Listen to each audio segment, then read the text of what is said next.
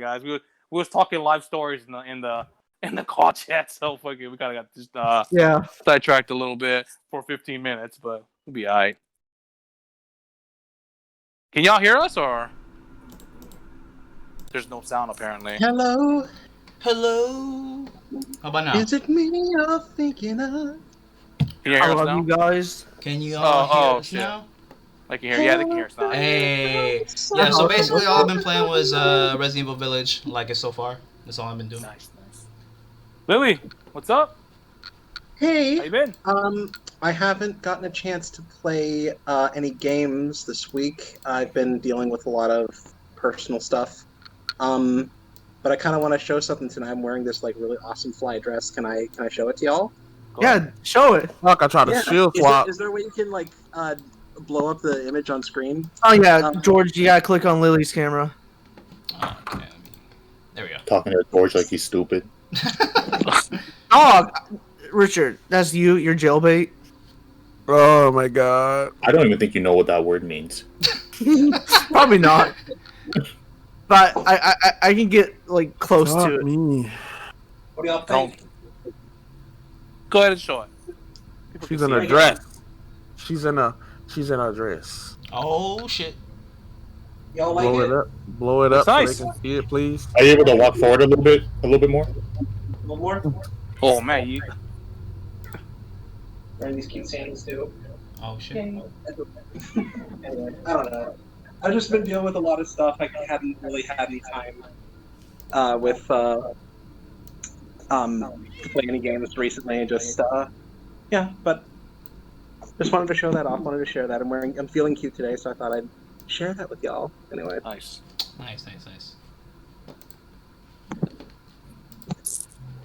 Fire blast. Shut up, sir. Always. I know, right? Please. Will, what's good, bro? Tell me what you've been playing lately. Yeah. What's up, everybody? I'm Ween Gamer, and I actually did a live stream yesterday, and shout out to TG for recommending on Pac-Man 99, and that shit was hella fun. And also, I did the ultimate tier list with clickbait clues. He was supposed to be on, but he couldn't make it. So hopefully next time I do the tier list discussion stream, I want him to come on so he can like tell me how fucking wrong or right I am. What is Ryu's special move he does? It's Shoryuken. Oh, okay. You should have said it how you said it in your stream. Oh, you mean like Shoken or whatever the hell I said it by? Yeah, no, I appreciate you guys like helping me out pronounce stuff better though, for real. Like, it's good. Is this okay, William? I clipped it. Oh, you clipped it? Oh, that's even better. I love it. What's good, Jay? What you been playing, bro? I've been playing Apex and fucking Monster Hunter, bro. Pretty much the only two games I've been playing, bro. It only sounds like you play Apex, but that's just me. Bro, I play Monster Hunter every day at work, bro. Hey, Jay, that's a lie. You play Apex for 8 hours plus yesterday? Yeah. I play it every day at work, and before I go to bed, I play, so I don't know what you're talking about. My dude. What's good, Rich? What you been playing? Oh, what's up, everyone? I've been still playing new Pokemon Snap. It's a ton of fun. I like it a lot. I gotta get that. Other than that, I've been playing The Binding of Isaac and finished Halo 3 ODST campaign. Fire. Yeah. Hey, bro, ODST is fire. I don't care. It's the best campaign in the series, dude. Too bad. I prefer my video game titles without random letters together, bro. ODST, bro. Legend of Zelda TTPVC. Like, what? Yeah. Those letters good, mean everyone? something. What does ODST mean, bro? Orbital Drop Shock Trooper. Yep. I don't believe it. Look it up then if you don't believe Richard. I believe you just made that shit up. Well, to be fair, it is a made-up term made by a bunch of people writing the story and shit. Oh, what's good, everyone? I've just been playing a lot of Genshin Impact lately, and I beat Resident Evil Village yesterday on stream. I did 2 streams, and I beat it in 2 streams. About 9 hours. It's a pretty long Resident Evil game for Resident Evil standards. Most Resident Evil games, for me at least, if I'm playing it for the first time, like ever, it's usually about 4 or 5 hours. But this one took me 9 hours. I'm gonna give some quick impressions real quick. Solid addition to the Resident Evil series. It's not my favorite. I will say, without spoiling it, they did Chris justice in this one with his new design. Thank God, because his design in 7 looked absolutely terrible. The supernatural thing, that's one of my gripes about the game. I don't know if I necessarily like the route they took. I don't hate it, but at the same time, I'm not like the biggest fan of the route they took. Mm-hmm. But they do explain it more at the end of the game, which I won't say why. Mm-hmm. So it kind of makes sense. Can I say something real quick? I would say I respect Ethan a bit more because Ethan. I was just about to ask you that, bro. Ethan, just about to ask you. He's still kind of a shitty character, but he was beasting. I'm not gonna lie, he was beasting this in 8, bro. He was, man, dude. The shit you fight in that game is crazy. I was about to ask you that because everybody on Twitter was like, "Yo, they really like Ethan way more now than they did from 7." Yeah, I would say I respect him more because he goes through a lot in that game, man. Like more than 7. Like you thought he gets fucked up in 7, dude. He gets fucked up. George is playing it, bro. Dude. Don't spoil it. No, I'm not spoiling it. I mean, George sees it in the beginning if he's already put a couple hours into it. He gets fucked up. You know what I mean? Already, he's been getting fucked up a lot, bro. I'm like, god damn. Yeah, you know. I feel like they made him just to fuck him up, bro. Like that's what I was saying when I was watching Prez. I'm like, damn, why they like this? Like, fuck. It was Jill never went through that shit. It made more sense after you beat it. Okay. Like I said, another gripe, and everyone knows this. I've said this a million times. Is I'm not a big fan of the first person aspect of Resident Evil. Mm-hmm. It doesn't feel like it doesn't really feel like a Resident Evil game to me. It feels like just a whole other game or a new game or a new series. You know what I mean? But so doesn't it immerse you more in that whole survival horror thing though? With the it does, music? But I don't know. I don't like it because you don't get to really like. Is that why you don't really like Ethan because you can't see him? Evils, even with the new remakes recently, like you can see their expression. You know what I mean? Like if they're fucking in danger or in caution, they're like holding their shoulder. Is that because you don't? That's probably why you don't like Ethan, bro, because you can't see him. Yeah, I mean, I said I like him more. I think he's still pretty lame, but I definitely respect him a bit more. What if they did? What if they did like a first person in the survival horror aspect, and when you pull out to explore it and the whole action shit was first person? I mean third person. Third person. OTS, over the shoulder. I don't like the first person aspect of Resident Evil. Like I said, that'll probably always be my biggest gripe. I do like the fact that they did say they were gonna mix it up, more action and more survival horror. The first 2 areas are definitely more survival horror, and then the last two areas you go are definitely more on the lines of. I hate to say that Resident Evil 6. Call of Duty! A little Call of Duty too. Oh, really? Yeah. But I mean, overall, good story. Oh, man. Nice little redemption for Chris with his look. Solid game. They kind of set up 9 a little bit. Not gonna go too much into it, but yeah, solid game. 8 out of 10. Resident Evil 2 will always be the best. But that's that's it for me though. I think it's fucking. Okay. I gotta try out the Mercenaries mode. I'll probably might stream that tomorrow. Try out the Mercenaries mode because I do enjoy Mercenaries from the older games. So, yeah, that's it. All right, we're gonna get into our first quick topic real quick. See, I'm very unprepared today. We are every week. True. Yeah. You guys seen? I guess was it PSN? Did you guys see PSN accidentally? Like posted the Judgement sequel. Yeah. On the store in Japan. Yeah. Yeah. There's a sequel for Judgment coming out called Lost Judgment. Sega already officially announced it. Oh, did they announce it? So is that an actual sequel? Yeah. Okay. How do you guys feel about that?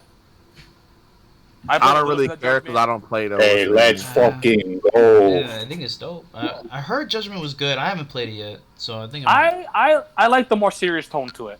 Actually, I played about a good 8 hours into the first one. I'll probably pick up the PS5 one later, about 60 frames per second. But I mean, yeah, I enjoy what I played. I like the more serious tone of the game.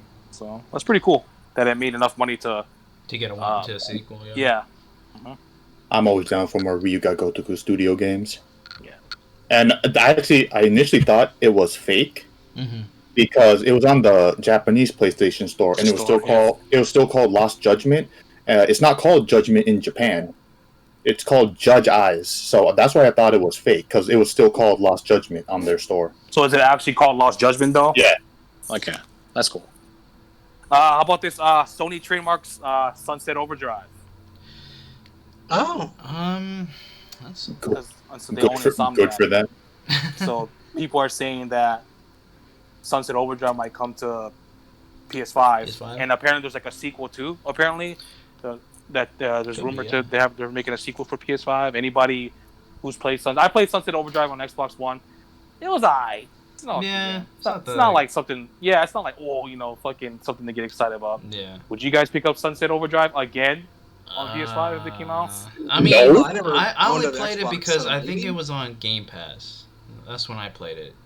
I think I bought it when it was like fucking $5, and that game's always $5 on sale, bro. So that was like long, and this is like years ago too. I mean, like you said, it's an okay game. It's just I don't know if it needs a sequel though. But I mean, I guess it made enough money to get one. It better be called Sunrise Overdrive. How about you, Rich? How do you feel about Sunset Overdrive being trademarked by Sony? I don't care. I own it on Steam. I played it. There was like maybe 5 people on the servers. I'm good. Oh yeah, it's online, right? Yeah, it's online. Yeah. How about you, Lily? I mean, it's one less reason to give a shit about the Xbox brand again. But the Xbox hater go again. I mean, it was one of the games that like I looked at that and I'm like, oh yeah, that looks interesting. It makes sense now that Sony owns Insomniac that they're bringing it over to. Is Sunset Overdrive the only Insomniac game that was an Xbox exclusive? I think so. Yeah, so it makes sense why they'd be trying to bring that back. It's cool. It's definitely something that stuck out on the Xbox One's platform because it's not just another, grim, dark, gritty, shooter or whatever. But it's like, I might pick it up at some point, maybe. Nice. Jay, I know Jay probably doesn't care. I don't play Yakuza. Oh, We're talking about- We're not even talking. That's how much he doesn't care, bro. Isn't Judgment Yakuza? Bro, we're not. we're past that topic. Oh, talking Sunset Overdrive? Yeah. Is that the skating game? The what game? The skating game? It's not really skating. It has like grinding on rails. You grind. You Oh, can you grind grind on on rails. Yeah. I've seen trailers of it. Like, I know a lot of people like it. I've never played it. It looked interesting though. I'm gonna say I might play it, but I won't. So Yeah, it's like $5 a PC if you want to get it. And it's still expensive, bro. And no one's playing Did you it. say you were a fan of Sunset Richard, Overdrive? can you buy it for me? Thank you. Jay, there's no one playing it. There's no point. Well, it's a single player game too. Oh, it's a so- multiplayer game. Oh, Well, It's both. It's both, yeah. How about you, Will? Sunset Overdrive, no fucks given. It's an Xbox exclusive that never popped off. Because there's no go-karts. That's how I was Yep. just gonna say that there's no kart racing on there, but okay. Where's Sunset Kart, please? It's already in the name. All right, how about this one? Now, I'm a little excited for this one, but even though everyone knows trademarks don't really mean anything, though. Baten Kaitos was trademarked Oh, for the isn't game. that the Ninja game? Isn't that Huh? that Ninja game? That Ninja game? It's like a card. It's like a card RPG game, based off of cards. Like you use cards to like you draw cards and the cards have like moves on them. It's like a JRPG with cards, basically. Train of Memories. didn't it? Huh? Monolith Soft made that game, didn't Monolith Soft has made it. I don't Yeah. think it was trademarked by Bandai Namco though, because Namco made it, right? I think it's like when they published it, so they think own so, yeah. technically. Yeah. I hope it's better than how you're describing it because it sounds like Chain of Memories. Ugh.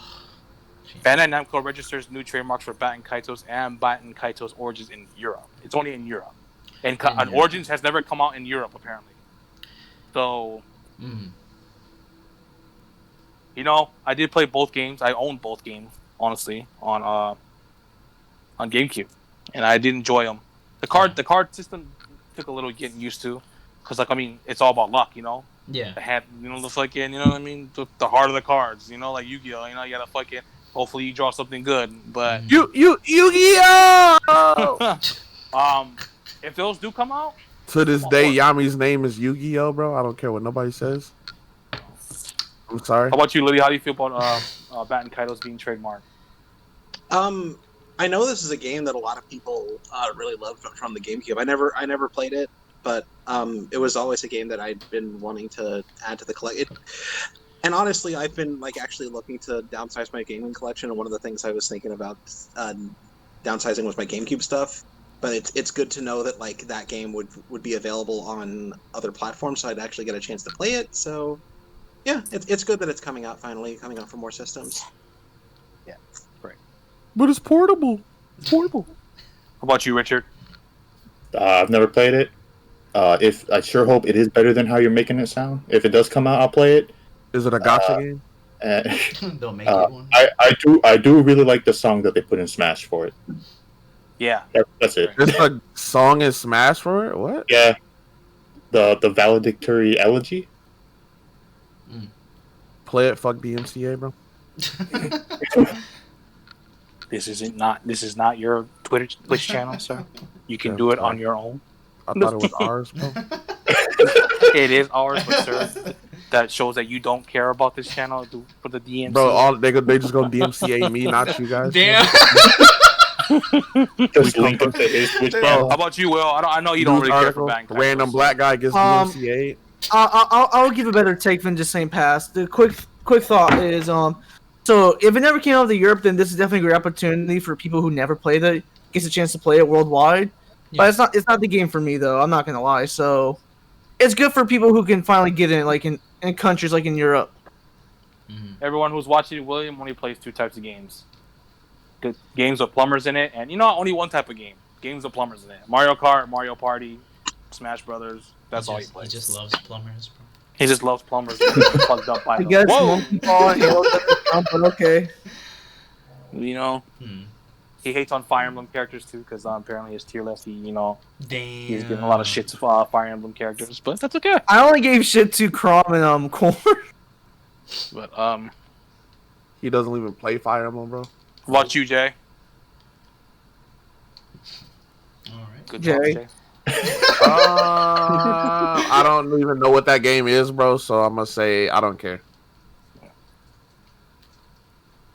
And that's my take on that. Some weak ass topics. I'm not gonna lie, dude. Jay would pretty weak, bro. Jay would play it if it was Baten How about this? Kaitos. Here's another one. I don't.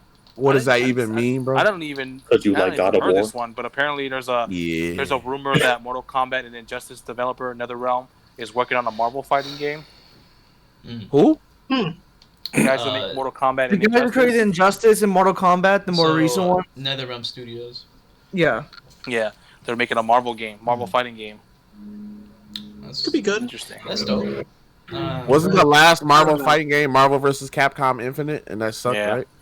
Yeah, but I don't know, man. Only fighting games we usually have from Marvel-wise was Capcom. Street Fighter. Yeah, it was Capcom. Capcom developed it. I still And think they Capcom weren't could standalone Marvel games. They were always I still think versus. Capcom could develop a good game using the Marvel license. It was Marvel Infinite was definitely a misstep with a lot of the things they were trying to do with it. The art style was obviously ugly. Yeah. You know, With Chun-Li's face. the roster was the roster was lackluster, and the story mode just kind of took away from the story mode was just it was not good. It just took. I blame a lot of the stuff that was wrong with that game. No, heavily it's on it's a standalone Marvel game. What it looks like, what it sounds like. Yeah, what was up with that story? What was Ultron the main Marvel villain? Yeah, I guess because Like- Avengers Age Age of Ultron came Age of out. Ultron came out like a year before, right? 2016, Yeah. right? And in addition to that, the character worked well with Sigma from Mega Man X, so it made sense why they those two characters could combine into Oh, one and that's thing. how they teamed up. Okay. Nah, it's just still Yeah. weird. Yeah. So Master I don't know. Skid Mark. That's funny. What about you, Will? With NetherRealm, I definitely think, that they could do a pretty good job in this series. I played the first Injustice on the Wii U, and I Yeah, played I on did Mortal too. Kombat. I thought it was pretty good, actually. I know that part's actually bad because it took out No, friends I only. played the PlayStation 3 version. My bad. Oh, yeah, that's a good yeah, version, I played then. the game though. It was pretty good. I mean, I also tried it on Xbox too, but yeah, it like based off of their track record with Mortal Kombat 11, X, and the first one of Injustice, then yeah, I don't have any doubts that they're not gonna make a good fighting game with Marvel. So I have faith. Nice. Richard, do you care at all? I mean, I didn't play Injustice because DC is garbage. Changed my mind. You can't. And I did. Absolute trash. Hey. Fuck the Snyder cut. The DC. Oh, your the price is DC right on that animated part too. universe- The DC animated universe is legitimately like good. They have DC. some good movies. Yeah, you're right. But honestly, not better than the DC. Not better than the DC animated. Did y'all say Marvel animated or He DC? said- He said the DC animated. Oh yeah, for sure. Bro, why the fuck? like Batman the animated series. Oh, yeah. Justice Oh, League, yeah. those are Yeah, that fucking was great. amazing show. The only bad So DC good. animated movie I'd say was bad was the fucking Russian Superman one. I didn't like that Russians. one. Where Batman blows himself up. What was it called? Yeah, it was the Russian Superman. You ever seen that one? Wasn't it? I know. Super I've Red seen that Sun. one. Wasn't it? Red Sun or something. Yeah, if Superman was landed in Russia Yeah, he was instead of landing in Russia. yeah. if this leads to good Marvel games, that's all I care about. Because Marvel's Avengers was garbage. Garbage, bro. What about you, George? I know how much you love Mortal Kombat, so I liked Injustice. I played Injustice 1, a little bit of Injustice 2. And for what they did with garbage DC characters, they actually made an interesting story. So I they think did. So Actually, I think I agree. with Marvel, they can at least make an interesting story, you know. And hopefully they use characters. I mean, obviously they're gonna have the fan favorites, but also if they're gonna maybe do some tie-ins to like the Miles Morales, baby. No more Peter Parker, baby. Yeah, they could do that, bro. There's a lot of possibilities. So I think NetherRealm has kind of proven themselves that they can handle big comic One book superhero fighter. Yeah, the superhero, you know, kind of storylines and stuff like that. So. Well, it makes me wonder, like, how they're going to change with the gameplay. Because is it going to be like exactly like Mortal Kombat and Justice? It's not going to be violent, that's for sure. Yeah, there's not going to be fatalities. Marvel's not going to allow them to do that. No. Do you think they would also make it dark, like the Injustice? I think so. I mean, there's been They could make it dark, but not dark to where like they're like fucking doing fatalities and killing each other. Well, Injustice doesn't do fatalities. No, so I think it'll probably be dark because that's what NetherRealm usually does. They usually do dark storylines, so they'll probably maybe either create their own storyline or kind of go off of one that's already been done in the comic books. Similar to the first Injustice game. Yeah, so I think that might be the case, and if that's how they do it, then it'll be really successful. Yeah. All right. And don't forget, everything they do has to be approved by Disney also. Yeah. True. So that's That's another, funny. that's another big oof. Yeah, that's true. How about this? Did you guys see the new trailer for Final Fantasy VII Part 2? Yeah. That Not part two, 8-minute but, part two, fucking trailer, bro. Nothing, not Part 2. God damn it. Integrate. Okay, Yeah. Yeah. hold on. I'm unprepared. I'm sorry. I ain't gonna lie, bro. That trailer had me hyped. That was a good trailer. Not even gonna lie to you. It wasn't Part 2. It was just The The final. DLC trailer. The final trailer, yeah. final trailer, bro. I'm just gonna do a quick one on this one. I'm excited. Yuffie is my favorite female character in Final Fantasy VII, so I can't wait to fucking play her DLC. So fuck yeah. Lily Yeah, said, you "Ew." Damn. You ill. Ding. You know, I was gonna say something, but that's okay. I was too. But we can't say it. So, but What? no, What? because of what? It's your announcement after the podcast. Oh. Yeah. Yeah. I'm excited. I can't wait to see. I've seen some stuff. It looks great. Definitely. I can't wait. How about you, Rich? Yeah, this got me even more. When they showed Nero, I got super excited when he popped up. I didn't know who half the characters they showed were, bro. And I was on the same boat. Don't worry. I hope if you've watched the trailer, I hope you've played the game because there's so much late game stuff in that trailer. Oh yeah. They showed like the last 3 bosses of the whole game. They're like, we assume you've already played this shit, bro.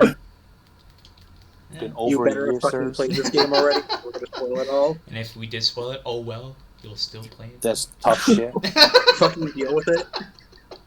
But yeah, the trailer looked really good. I'm probably only gonna play the Yuffie DLC. I'm not playing Sector 5 ever again on the remake. I'd rather fucking fist my ass than play that section again. Unless they somehow reworked it, but you know Shorten they're it. not going to, bro.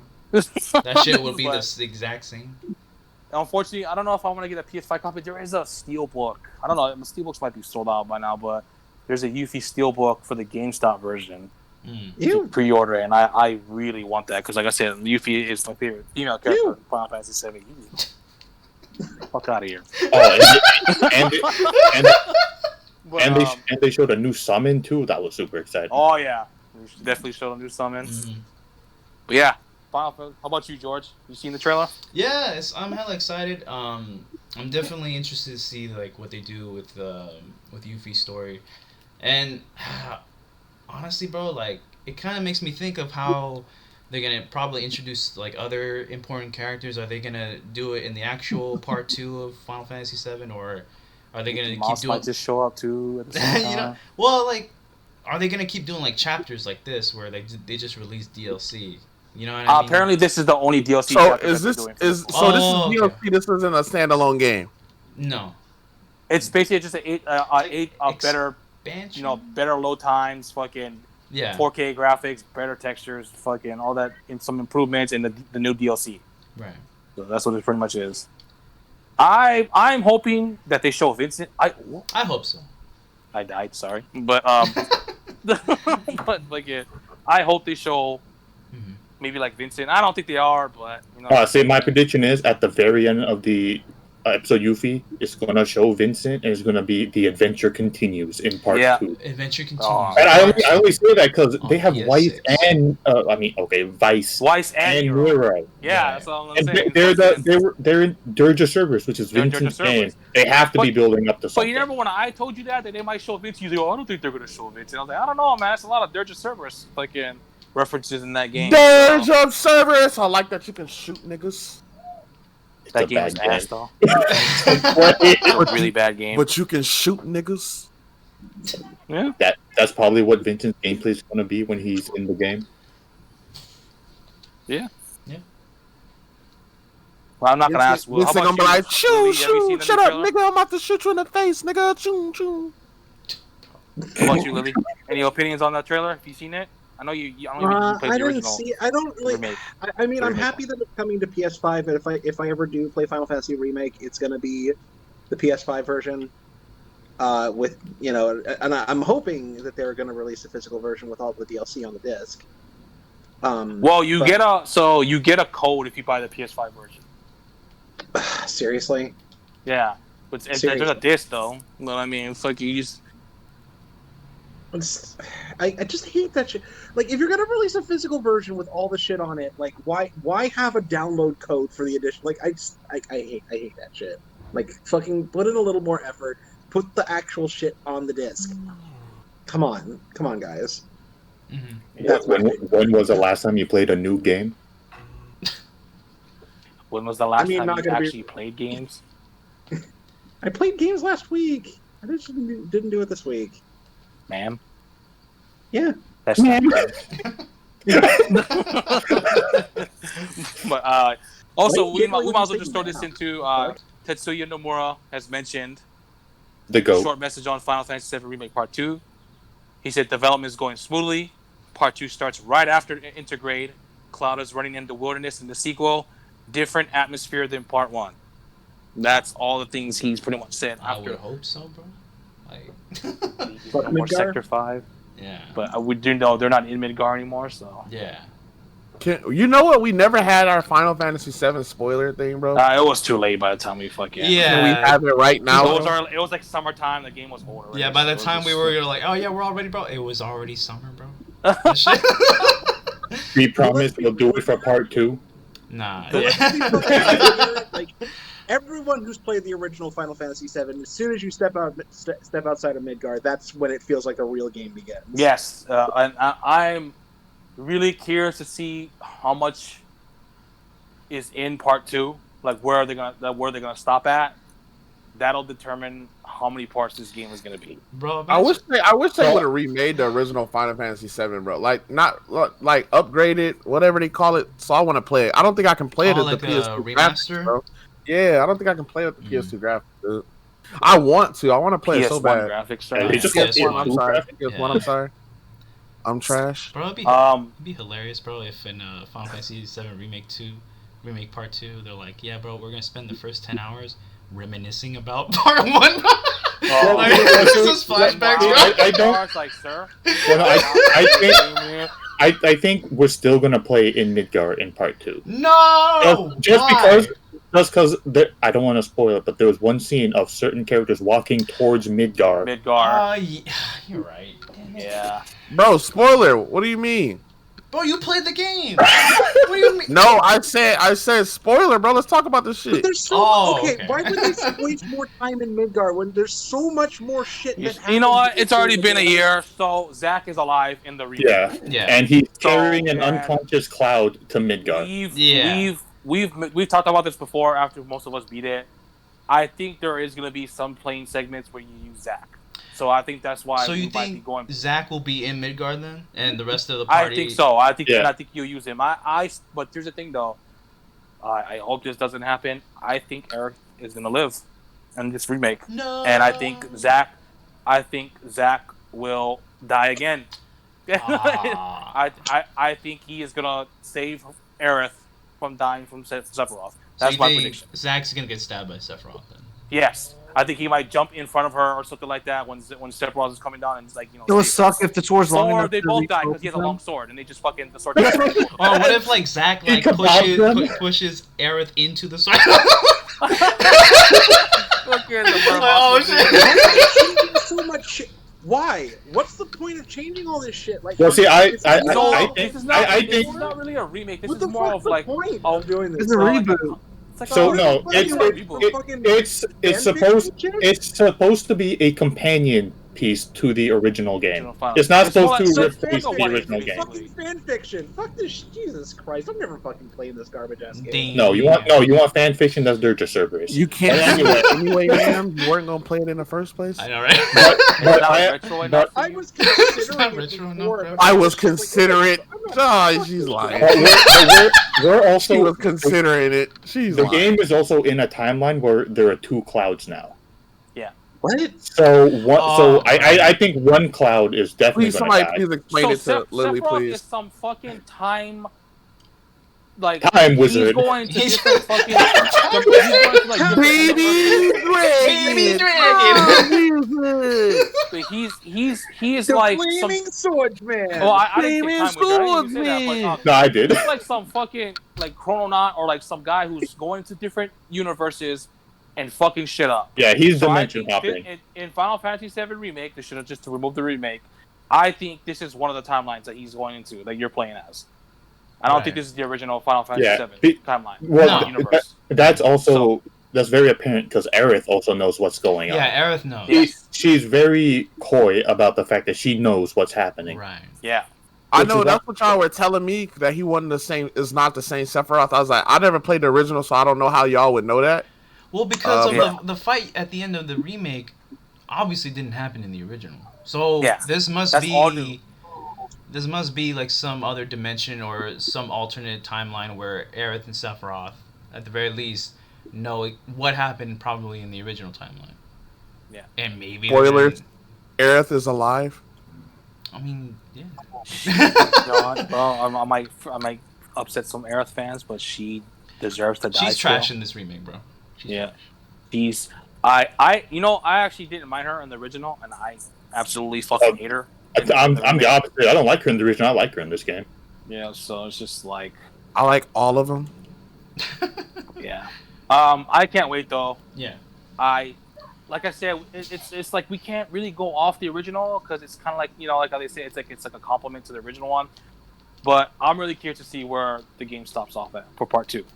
You know what I mean? They might still follow the same structure of the original one, like they go here, there. You know what I mean? Fucking Wutai, fucking What different events happen though? Cosmo Canyon, fucking the manor. You know what I mean? Just like fucking, they might be just going, like the same. Yeah.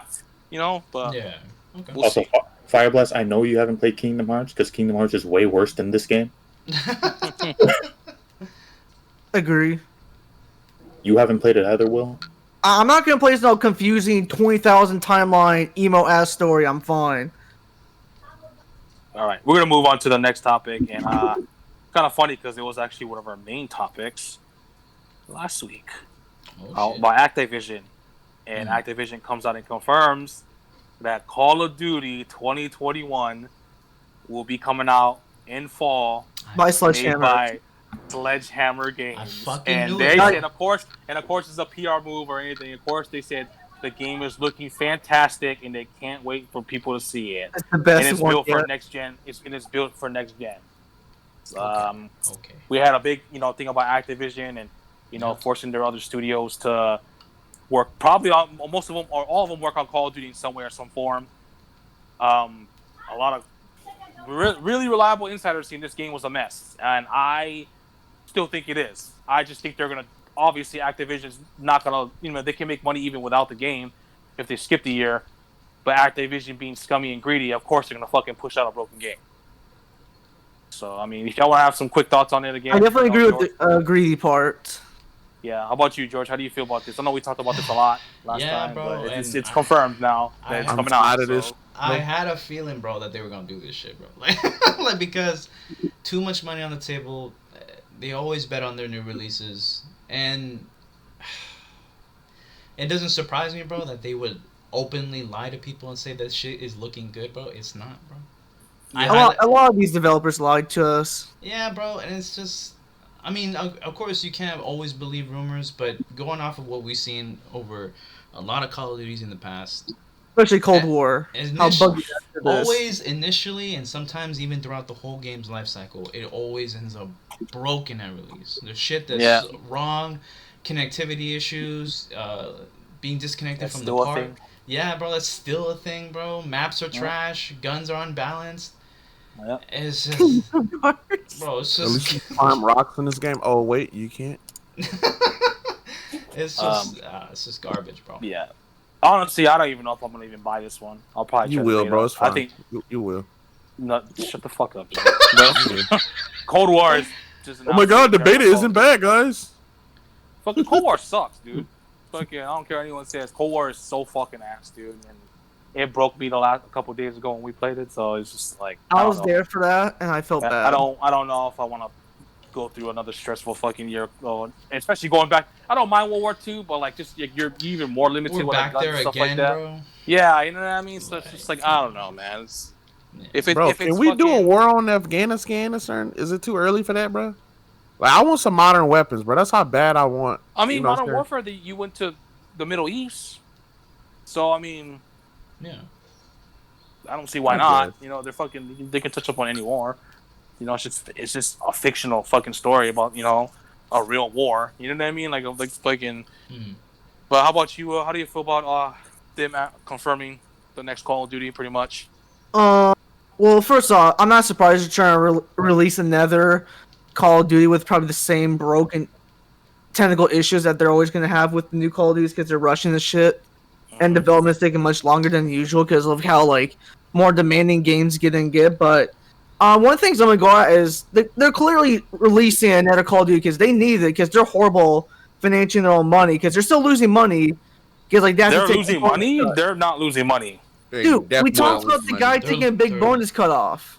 Yeah, that's true. Yeah, that's true. But I mean, I'm just going based off of that. They clearly need a Call of Duty. I think they're getting to help ready their bottom line possibly, essentially. So I think why he took that pay cut. I think why he took that pay cut because they're possibly getting ready for maybe. I mean, World War II is going to probably sell pretty good, but maybe not as good as Modern Warfare because Modern Warfare just smashed fucking numbers. And even while Cold War, I don't like Cold War. Cold War is selling really well. It's probably not going to sell well as those two. I think they know that. Crazy because I like Cold War's gameplay, but I just don't like how the game functions. Also, could be because Battlefield 6 is coming out this year. Out too. Maybe they're preparing for that dip too, because they know some people are gonna drop Call of Duty and play. Especially if the game is bad. Yeah. How about you, Jay? Real quick. Good talks, Jay. How about you? What do you mean, bro? Y'all the niggas in there ask what I thought about nothing. Bro, I said we're talking about Call of We just Duty. What are you talked. talking about? Wes just asked you, how do you feel about this Sledgehammer Call of Duty? Coming out, they're confirming that. I'm yes, not there will playing be- that trash, bro. I will see y'all when it comes out. So you're gonna play it then? I'm not playing it, but I will see y'all when it comes out, though. Dang. AKA, he's gonna be playing He's it, bro. gonna buy AKA, it. AKA, he will be the first one to stream it, bro. Yeah. Yeah, bro, oh my god, bro, this game is so good, bro. I Bro, don't know so what good. to say. Don't fall. I'm gonna try the beta, like I said. Call of Duty's back. And then when the game pisses Call of him off, Duty's he back. just snaps the game. Oh my bro, this is so close to Black Ops 2, guys. Cold War, This they call is so Call of close to Duty Modern back. Warfare 2, Black Ops 2, bro. Oh my god, it's going back to its roots. Yeah. Hey, the beta tricked us, bro. The graphics still look Yeah, the like beta that. We're like, bro, really Call was of Duty's pretty back, good. bro. Black Ops Cold War got that traditional Call of Duty feel, and then the actual game came out, Yeah. and yeah, it's fucking terrible. But how about you, Lily? How do you feel about I know you don't care, so. Where's the pixel art? They're Activision. They suck. It makes sense that they're doing something that sounds fucking awful. Like, I think Activision is the worst fucking company in the industry. Worse. Do you think they're worse than EA? Yeah, absolutely, they're worse than EA. Yeah, that's crazy. That might bro. be a EA stretch. I don't know. EA used to be scum of the earth, bro, but now it's just like... EA is really fucking bad. Don't get me wrong, but just like I don't know. I think they're like 2% worse. Can I get a shout out for Juan, please? Oh yeah, I'll do that right now. 1 in a million, bro. What's good, Juan? What's good, brother? Was good one, was good cat. Hi, Juan. Yeah. All right, we're gonna move into our first main topic, and we finally got some Nintendo talk. You know, Nintendo been a little quiet lately, but we finally got something to talk about with Nintendo, and it's their financial report. Oh, thank God! That was that new game they announced. No, we're not talking about that. Oh. Trash. Hey, Richard, you saw my initial reaction when I saw Shanisha. I'm like, what the fuck is this? Remember? Guess how What much? is it? Guess I what the didn't numbers hear for the about Switch this. have sold? How much the Switch was sold? 85 million, baby. 84.59 million. I was gonna guess 80 million. I was close. Okay. Wow. Shut up. You That's know not what it's bad. sold, bro. That's a lot, bro. I know. I legit don't keep track of sales, bro. Unless Top it's 10 Mario selling Kart. games. Number Mario Kart 8 one. Deluxe is standing strong at number one still. You don't know, but you know Mario Kart is there, 39, William. 30. Oh yeah, I know 35 Mario million. Kart. Like, there's a huge difference between Nintendo and Mario Kart. So, Mario Kart is still hanging on strong. I thought There's Animal really Crossing no was difference. by What the now. fuck is he talking about? Jay, shut up. Keep I thought playing your Animal damn Crossing game. would have passed them by now, but they are Mario Kart still hanging them Dude, strong. how can I 35. pass them when William buys 10 copies a week? I know, right? True. No, It's true. Richard, it's a day. Big difference. I have a bot. Animal Crossing's at number 2, 63 million. Mhm. Ultimate 23.84 at 3. Breath of the Wild 22.28 million copies sold. Pokemon Sword and Shield at number Ew. 5, 21.10 Let's go. million. Super Mario Odyssey at number 6 at 20.83 million. Wow, damn. Number 7, Super Mario Party, All right, Ew. goodbye. 79 See you guys. Once again, who bought that fucking game? Who did? William bought 10 copies. At bro. least, damn it, at William. least you can play it online now, fully. I haven't touched Eight that years shit. too bro. late. The sad Yeah. part They might as is, well the just- they might sad as well part just do a is new that one game at is that gonna point. sell because it has got online now. Yep, that is No, true. Pokemon no, Let's Go, it's gonna Pikachu. it's gonna sell because Mario is on it. Pokemon Let's Go, 13.28 million. Splatoon 2, 12.21 million. Splatoon 2 is not an ew. Shut up, Bryce. This is Really? Do definitely you even ill. play that shit? This is an ill like you, Lily. Number 10, New Super Mario Bros. U Deluxe. New Super Mario Bros. Ew! Wait, that shit's selling? Oh my. That's at number 10. Why are you for the top pretending to 10 be selling shocked when games. you bought 10 Fucking copies, bro? sadly- And No, why I was- don't buy lazy On the Wii U ports. and the Huge Switch. difference. So, some honorable mentions. Ring Fit Adventure at 10 mil. Mm. Luigi's That makes Mansion sense. 3 at 9. Super Mario 3D All Stars at 9. Super Mario Maker 2 at 7.15. Ew. Ew. Super Mario 3D World. Ew, ew, ew. Oh, what the fuck? Come on. 5.59 No. million. Ew. 5 million. I'm just gonna say the points sound fucking annoying. Link's Awakening 5 mil. Oh my Clubhouse God. 51 games 3. Hey, let's go. Ew. Paper Mario the Origami Keel. Ew. Yeah, I can't even say it because I was gonna say ill. At 3 mil. Hyrule Warriors Age of Calamity at 3. Pikmin 3 at 2. Ew. That's good. X-Men. That's oh my gosh. Is it Xenoblade? The X-Men game that came out on Switch. Wait, there's an X-Men game? Wait. You heard it here first, folks. Edition, 1.52 million. Mario Kart Live home circuit, 1.2 mil. So William was responsible for half. That's like $100 game. So how do you guys feel about these numbers? It really shows the greatness of Mario Kart. The Switch is garbage. In that quarter, the Switch sold 4.72 million. And I think Nintendo increased their forecast of how many they're gonna sell, right? Like they said that they're gonna sell like 30 million this year, if I'm not mistaken, or something like that. Yeah, I think it's set in stone, y'all. The Switch gonna is get to gonna 100 Switch million. Pro. It's gonna get to 100 million. The Switch is gonna outsell the Wii. Yeah. I think it's. Oh yeah, it's almost at 100 mil. That's a guaranteed. It'll probably get to 100 mil around this time next year. Same time. Y'all remember when people were saying that the system was gonna fail? A lot of people, a lot of ponies. Yeah, a lot of people doubted. Where those fucking videos at now? Where those niggas Where you at at, now? Black Bond? Where the fuck you at? Don't be Hey! Don't call people out of those streams. Hey, bro. And now nuke it to the ground. And now now we're the we're ones saying the Switch is trash. I know, right? Bro, remember, and that wasn't just at the beginning of the Switch life, bro. Remember 2 years why the Switch still might fail? Videos, bro. 2 years after it was out, why the Switch still might fail, bro. Like, come on. Yeah, I mean, Snitch, Nintendo's no snitch. knocking it out of the fucking park with this. They're selling, bro. They need more games because I don't know, man. I don't touch the last. Obviously, they don't when niggas buying fucking Super Mario fucking party. Yeah. Like, It's come not, on, it's- bro. I don't care about new people. I'm talking about us. The people who's had it since launch. I want more games. I want new games, dude. Fuck us, nigga. They got us. Damn, bro. You new niggas Bro, they this want. is the definition of a slurper, bro, for Nintendo. Dude. No, I'm saying, bro. Fuck George, us. look They up have us already. Cap J. Yeah, they got me three. They got me I'm three saying times. they have us already, Damn bro. it, Fuck Richard, us. why? They keep releasing Pokemon Switches. Oh, yeah, that's true. Huge congrats to Nintendo. Where's the Switch Pro at? That's all I'm gonna say. That's another 20 million right there. Where's the Breath of the Wild 2 update? Where's more games? Because the last, they relied on Animal Crossing last year. This year they've still been pretty quiet. I mean, yeah, they announced some things here and there more than last year, but they've still been awfully quiet. Mm-hmm. Nintendo's been more quiet than usual these last year and a half. Where's the games at Nintendo? What have they released so far? Pokemon Snap and That's it. wow. That's it, right? They're No, like, the Mario "What more game. do you need?" That trash ass Mario game. 3D World, whatever it's called. Oh, That's it, that's an old game, though. I forgot about it. That's how important it is. You know, where's the update for Breath of the Wild 2? Even if it doesn't come out this year, where's SMT 5? Where's Bayonetta 3? Right. You know what I mean? Like, where's all these games that were announced years ago? Where the fuck is Metroid Prime fucking 4? All that shit never comes out. You At know least what I show mean? us like the model of Samus and Like, where's the Never games at, come dude? out. You know what I mean? Like, you can't go a year and a half Imagine, without bro, fucking the update announcing is. barely pick somebody up. We restarted development again, bro. Imagine. You know what I mean? Like, I like. They're just Metroid, going straight to Metroid, Metroid but, Prime like, 5.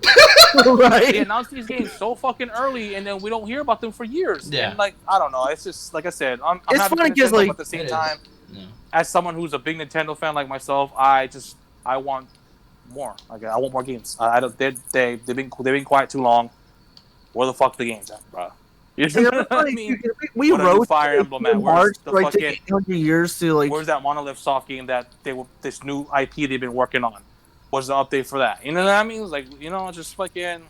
No, I get you. Where's anything? Where is anything, bro?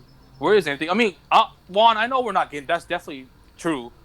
But like, it's just like, man, like they announced these games so early. Can they at least show us a trailer? I would be happy if there was a direct and they showed us a trailer of Metroid Prime 4 Yeah, I and mean, Bayonetta 3. and They say that shit released next year or more information next year. Show us a trailer, my dog. Dude, I'll take a new logo at this point from Metroid That's Prime 4. what I'm saying, bro. Show I'll us take a something, new logo bro. with a new background, bro, please. And the new teaser trailer that we've been all what are new clamoring games at, for. bro? Not no fucking Port. create a game garage shit, bro. Nobody Oh gives a fuck about my that shit. God. You know what I mean? Like, bro, what? Hey, but hold on. Niggas gonna be making some shit on that, bro. So- No, like all serious. It's like, bro, it's like Mario. It's like Super Mario Maker. Like all seriousness. Where's the J Nintendo cap? All seriousness, it's gonna be like Super Mario Maker, bro. People gonna make some shit with that game. People don't buy that shit because you know why? People was fucking capping for that one game on PlayStation, Dreams. Oh, this game gonna sell a lot, bro. This is gonna get everyone's creative fucking thinking going on. Like people are gonna create so much good things. And while people have that shit, no one talked about it after a week. That's the same thing that's gonna happen with this game. People are gonna hype this game up. Oh yeah, this and that. But this. Here's the thing though. There's no theme to it. There's no Mario, so it's not gonna sell as well as Mario. I mean, they said that same shit about Labo. You're a fucking Ring Fit Adventure. Cardboard. I don't care what anyone says. If you bought cardboard, you're a fucking. It don't matter, nigga. There's some idiots out there because fucking Nintendo keep making them bitches. I forgot Nintendo sold cardboard, bro. People bought cardboard. Bro, it don't matter, bro. They said that same shit about Labo, same shit about fucking They sold cardboard and called it a VR headset. Exactly. Pretty much. Same shit about that fucking workout game, bro. Like, come on, bro. Nintendo. This is actually kind of chill. Niggas don't buy that shit, bro, for sure. It's not themed though. I guarantee you slap Mario on that bitch, it'll sell like Mario Maker. Obviously. Labo wasn't themed either. But Oh no, like they released Labo on like select like first party titles like Mario Kart and Breath of the Wild and Odyssey. yeah, because people was buying Labo for over $100. Now that bitch is fucking like $10. So Labo says, yeah, fucking Nintendo fucking showed you guys, bro. You guys are a bunch of fucking suckers. That's what you guys are, bro. Fucking Cardboard buying box. $100 cardboard sets, bro. That's fucking serious, dude. Bro, we went to a recycling plant. We got hella cardboard. Yeah, bro, we got hella cardboard. Price, bro. 5 cents a pound for a pound of cardboard. You know what I mean? So you bunch of you suckers can buy it and fucking. I could just imagine the pitch meeting. We got all these empty Wii U boxes. We don't know what to do. Bro, we gotta return them into something, bro. But then again, it's $30, so you could be wrong. I mean, maybe it might sell well. Maybe so. I don't see it because that's the same thing what happened with that Dreams game. People hyped it up, and I'm sure it's so decent, but it died like immediately. It's like fucking poison. Even then, Mario Maker 2 died really fast also. fast. Yeah. Yeah, sadly. So it's just It's like fucking poison and it's fucking sickening, bro. so it's like these games are cool and it it helps people get creative. At the same time, it's just like ain't nobody trying to create shit. That's why fucking New Super Mario Bros. Deluxe sold more than fucking Super Mario Maker 2. Because ain't nobody trying to create shit. People just want to fucking play. Just unless it's Minecraft, but I think the one exception. You know what I mean? So yeah, like creative games that adults that play games, we don't have a whole lot of time in the world. We got jobs. We don't want to make stuff. We just want to play game. And kids don't have the attention span to make fucking games. Yeah, exactly. I mean, what else is coming out for Nintendo? The Super Famicom Club fucking visual novel. I mean, I'm not gonna lie, I might pick those up. I don't want to say what's coming out. But that's it. They have a list, right? In the article, right? Gen 4 remakes. Oh. Garbage. Pokemon Legends. Garbage, bro. Big fucking garbage. Richard, you better not tell me where those remakes are in the timeline, bro. Don't worry. I'll make a 5-page document to tell you. Sir, don't do that. Don't do it, sir. But yeah, like I said, this is a chibi timeline. I'm happy for Nintendo because they're literally fucking They're making money. almost done for with the Wii U. Yeah. You know what I mean? I just, what a game's at, bro? What a fucking game's at? That's all I want. You know what I mean? What a new game's at? What do you mean? Absolutely, bro. They at the table with your friends playing Dungeons and Dragons. What's good, T? Can someone shout out T for me, please? You know what I'm not happy about? The crime that is Luigi's Mansion being number 12. The fact that Luigi's Mansion 3 is at 9 million, I think is a very major accomplishment because that game is fantastic. It deserves more sales. Wow, Like, it sold 9 I love Luigi's Mansion 3. Yeah. Wow. Luigi's Mansion 3 is fucking fire. I don't care what anyone says. I still think it is the best looking Switch game. Yeah, although 9 million is still pretty high, though. That's great. Yeah, that's what I was 9 saying. million is still really good. It's only the 12th selling best game, but it sold 9 million. Yeah, that's a lot for a Luigi's Mansion game. So let me ask you guys this real quick. Do you think Ring Fit would have sold that much if this pandemic didn't happen? It would have sold more. Maybe not. Maybe it bolstered it a little bit, but like Yeah. I still think that Still think it would have sold, bro, because they got that whole week. I think so. That And whole week. also streamers Bro. were playing it too. And Yes, that got a lot of people attention. We Fit was ahead of its time, bro. With fitness being a major part of people's lives now, like more people's lives, bro, I still think it would have sold. Like maybe 1 million less, maybe, but I still think it would have sold. Bro. I say it would have sold more. Maybe? I don't think so. I think the pandemic did. I think it still would have sold maybe like 6-7 mil, but I think the pandemic did kind of help it, bro. Ain't nobody was going out, so you know what I mean? So it's just like kind of like no gyms are open, so I was like, just let me get this game. Fit, bro. Let me ring fit, fucking. Me ring fit adventure. I know, right? Yeah. Anybody else though? How do you guys feel about the Nintendo numbers? Any? It really shows Mario Kart's greatness. Shut up, bro. I mean, This guy's ass. I think it's great considering where Nintendo was with Wii U, but we definitely need games, bro. We need games. Yeah, can't go year 2 without some bangers. You know what I mean? Well, I mean, I guess Animal Crossing was a banger for people, but not for me, personally. I'm being selfish. I just want games that I'm interested in. No, I'm No saying one talks about it anymore. Yeah. No. Nope. Yeah. How about you, Jay? Any last thoughts on the Nintendo financial numbers? I agree with George, bro. It's crazy to see the numbers, especially coming from where Nintendo was just a couple of years ago. I mean, I guess I think I can agree with y'all. I do think it needs some more games, bro. I want my fucking Zelda, bro. I want Splatoon 3. They announced them, but we talking about like we talking about recent. Oh yeah, for sure, for sure. But they announced them. We talking about right now though. Yeah, I'm talking about right now. Like, what came out this year? Like, give me a refresher. Mario 3D World and Pokemon Snap. And that's it. That is it. Yeah. You got the Gen 4 remakes coming soon. That's it. That's all they have. There's a list of like what they on their financial report, like what's coming soon, and obviously I think SMT5, Bayonetta 3, Shin Megami Tensei, yeah. Bayonetta 3, okay. Metroid Prime 4, and Breath of the Wild 2 was all to be announced still.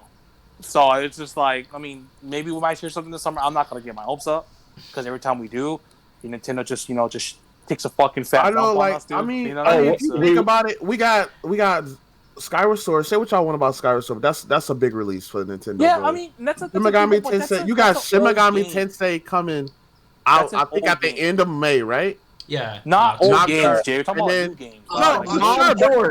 Non-remakes. Non-remakes. Talking about big release, and then you have like a couple weeks after that, Skyward Sword coming out. Are we just talking about first party games? Because I know a lot of people are hyped for that. I know a lot of people are hyped for releases. Ys game. But other than that, I feel you right now it just seemed to be Nocturne, Zelda, and that's it, and Pokemon. That's it. So I guess I can agree with you. We do need some more games. Yeah. I don't know what they can release though. Like, what can they release this year, bro? Like nothing. You can't say a new Xenoblade. That'll be next year for sure. I mean, at the earliest, you can't say what it is going to be. Arceus next year. That's next year. See, that's 2 good games already, right there. 2 big titles: Splatoon 3, Breath of the Wild 2, Splatoon 3, bro. Next year, Legend of Arceus. Crazy, that's bro. 3. You know what I mean? We still don't know if Breath of the Wild 2. I still think it's coming out next year. I don't think it's coming out this. I hope it is. I think it still might come out this year, bro. But the later we get, I get kind of scared. Yeah. We already. I don't feel as confident about it was when the year first started. I will say that. Yeah. I mean, honestly, the biggest release for the Switch this year was Monster Hunter, and that's a Capcom. Yeah. Monster Hunter was big too. Monster Hunter is an exclusive. You're right. It's an exclusive though. That's a big release. It's a timed exclusive though, so it's kind of like. So if you put everything like not being biased, if somebody if we went into a year and somebody was like, "Yo, Nintendo's gonna have a remake, No More Heroes, a Zelda remake, No More Heroes, a brand new Monster Hunter." Like I said, it's better than last year, but still. Yeah, still a not Pokemon much. remake game, like you know what I'm saying. People would be like, "Okay," like people would be like, "That's a great year for Nintendo." Juan says, "Don't forget about Miitopia." I was trying not to read that, George. We're trying to forget about it, Juan. Sorry, bro. Someone time him out for that. But but like if we went in, if somebody told you like, yo, Nintendo's gonna release a brand new Monster Hunter, a Zelda remake, a Pokemon remake, a Shimigami Tensei remake. You know what I'm saying? People are like, bro, that's an amazing year for Nintendo. Remakes, remasters. I mean, you get what I'm trying to say. People say that's a great year for Nintendo, right? Like, wow, it doesn't really crazy. count because those are like games that are coming out for everything else too. It don't matter if they ports. They still a great year for Nintendo, bro. No, I guess We're talking about new releases. Bro, Okay, like, okay. So that's what Nintendo lacks right now. All of us can admit that 2018 was the slowest year for Nintendo, right? No, it's 2020. Yeah, it was better than last year. It was better than 2020. I think 2018 was better than 2020. Yeah, it's, at least freaking 2018 has Smash So Ultimate. is this year's release after everything we just said? Is it better than 2020? Yes. Is it better than 20? Is it better than 2018? No. Well, 2018 have Smash?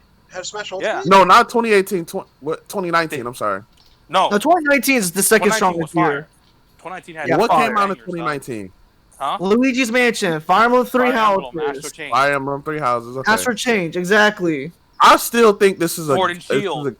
Yeah, you're You right. know what I mean? No, So it's like, what I'm saying is, Like, all those I games still came think out this is in a good like, year. I still think this is a good year, bro. I still think this is a good year. That's all I'm it's a trying to good say. year. It's a good year for everything because like some of these games you announced are coming on other consoles. I'm talking about exclusive wise, like why we love Nintendo. You know I guess another game that came out this year was Bravely Default 2. Oh, that game is trash, so I don't care. But That's George's favorite game, bro. you like Bravely Default 2? Did you play that? I You played get to it. slap I didn't kids in beat that. it. I heard, George. Can you, he bro? put like 1 hour into it. I put like 1 hour into it. I'm like, yeah. I didn't even know you bought it. I did. George gets the achievement most kids slapped in an hour. You don't even can't get achievements, bro, on this- on the Switch. Like we sir. just added it for you, man. For you, George. But yeah, overall, great numbers. Great, 84 mil. It's probably gonna reach 100 mil by this time next year. For When the sure. fucking- I can definitely agree with that. Yeah. So congrats to Nintendo. Where the fucking game's at though? We just, bro, it just goes back, bro. Like the fact that What a banger people are is that? making those videos, why the Switch is gonna fail, why the Switch is still gonna fail, bro. 100 fucking million copies later, 100 million units sold later, bro, and almost a 500 million copies of software, bro. Like, come on. And who knows? We might be changing our tone when E3 comes along. True. True. Yeah, And We are only in May. We are Speaking only of in May. E3, that's what we're moving into next. Perfect E3. segue. Yeah, perfect segue. Nintendo's gonna be there. More people, announced that they will be at E3 this year. Yep.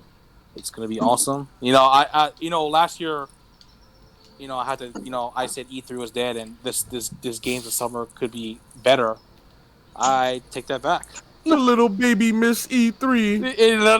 And now it's just like after that terrible Games of Summer thing that went from like May or like June all the way to like September, that shit was ass. You know what I mean? So it's just like now that E3 is, yes, it's still gonna be digital, but I'm excited because it's all gonna be in that one event. You know what I mean? Instead of just like spread out between 4 or 5 months. So, Damn it. so more companies announced that they'll be at E3. Bandai Namco is gonna be there. Gearbox, software. Gearbox Software, Sega, Square Enix, Xseed Games, Nintendo. You know what I mean? Capcom. You know what I mean? All these big companies are gonna be at the. Bro, the E3 pandemic really brought E3 back to life, bro. That's crazy. That is I crazy. mean, we did talk about the E3 digital event with Mark. Shout out to Mark. He was a guest a month ago. But more people are coming back. You know what I mean? More people are, fucking Ubisoft they announced they were coming a while ago. Fucking Take-Two. You know what I mean? Warner Brothers Interactive. You know what I mean? Konami. They're gonna show off some pachinko machines maybe over there. I don't know what they do because they don't make games anymore. That's more than they usually show off. I know.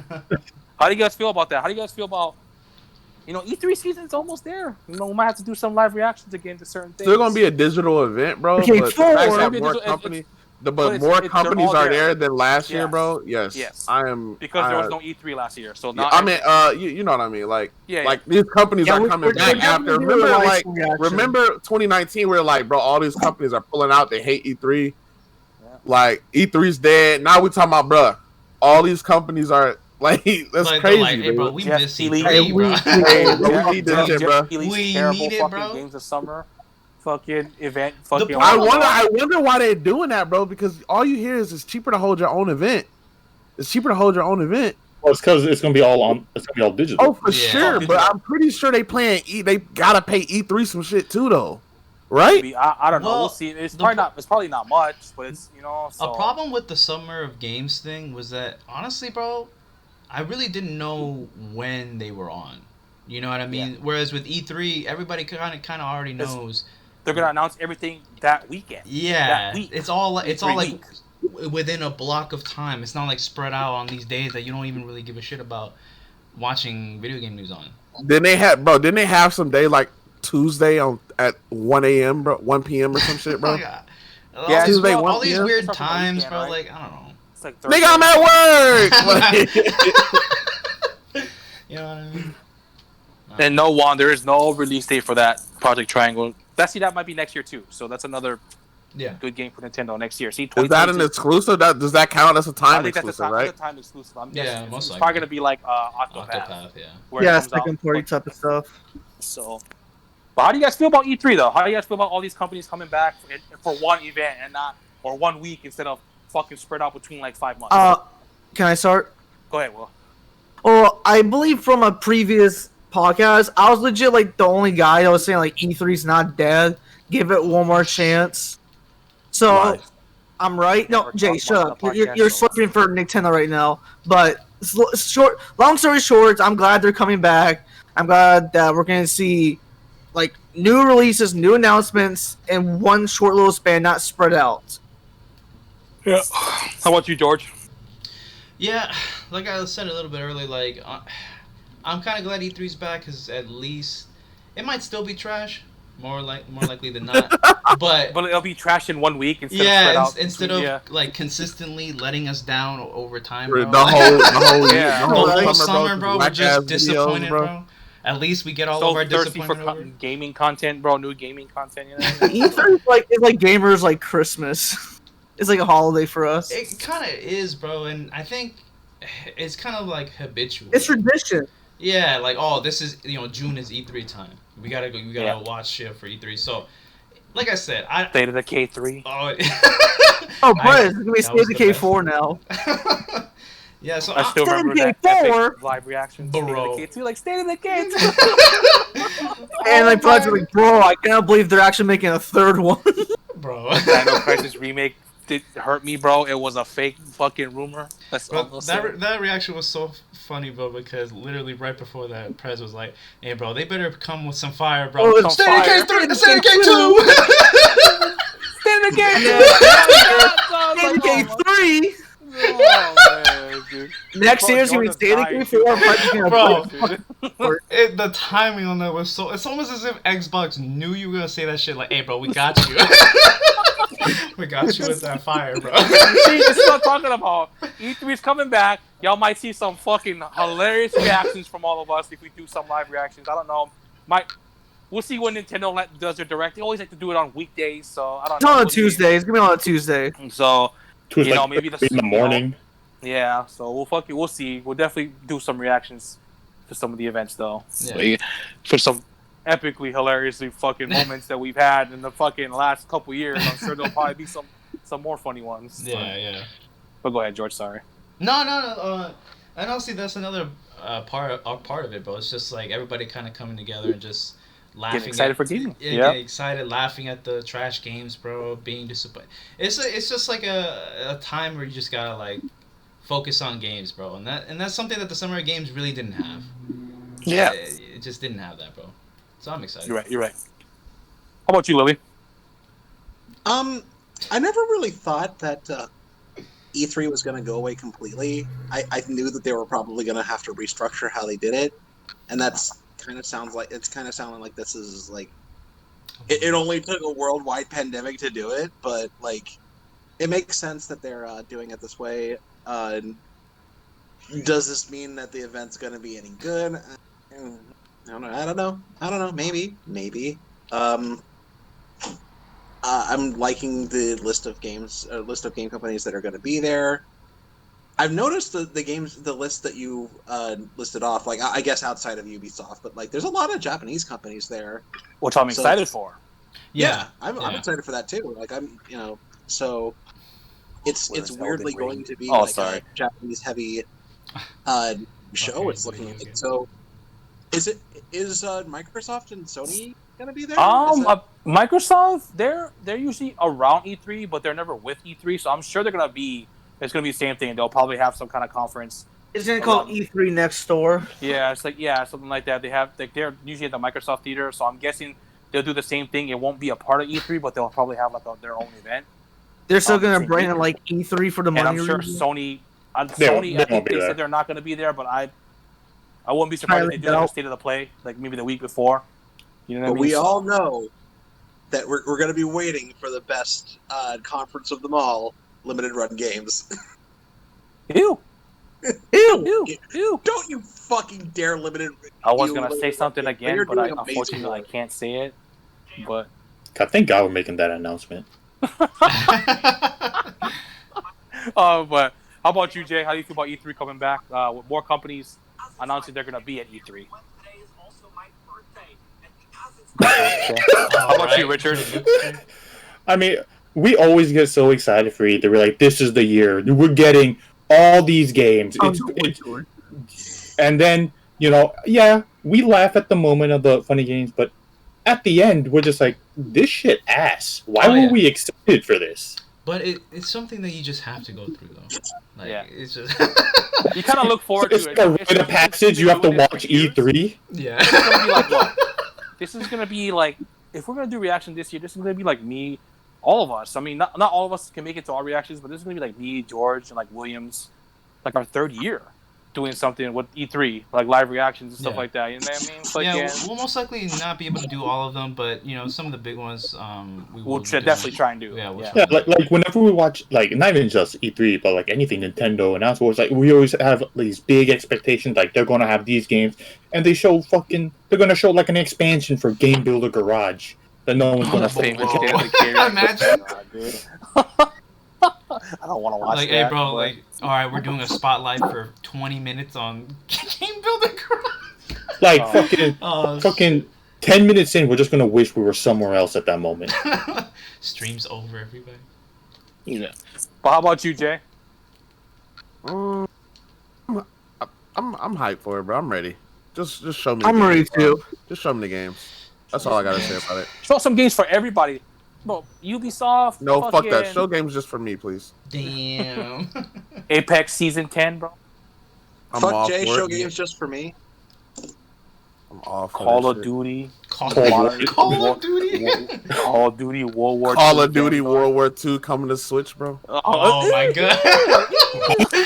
Coming to Switch, bro.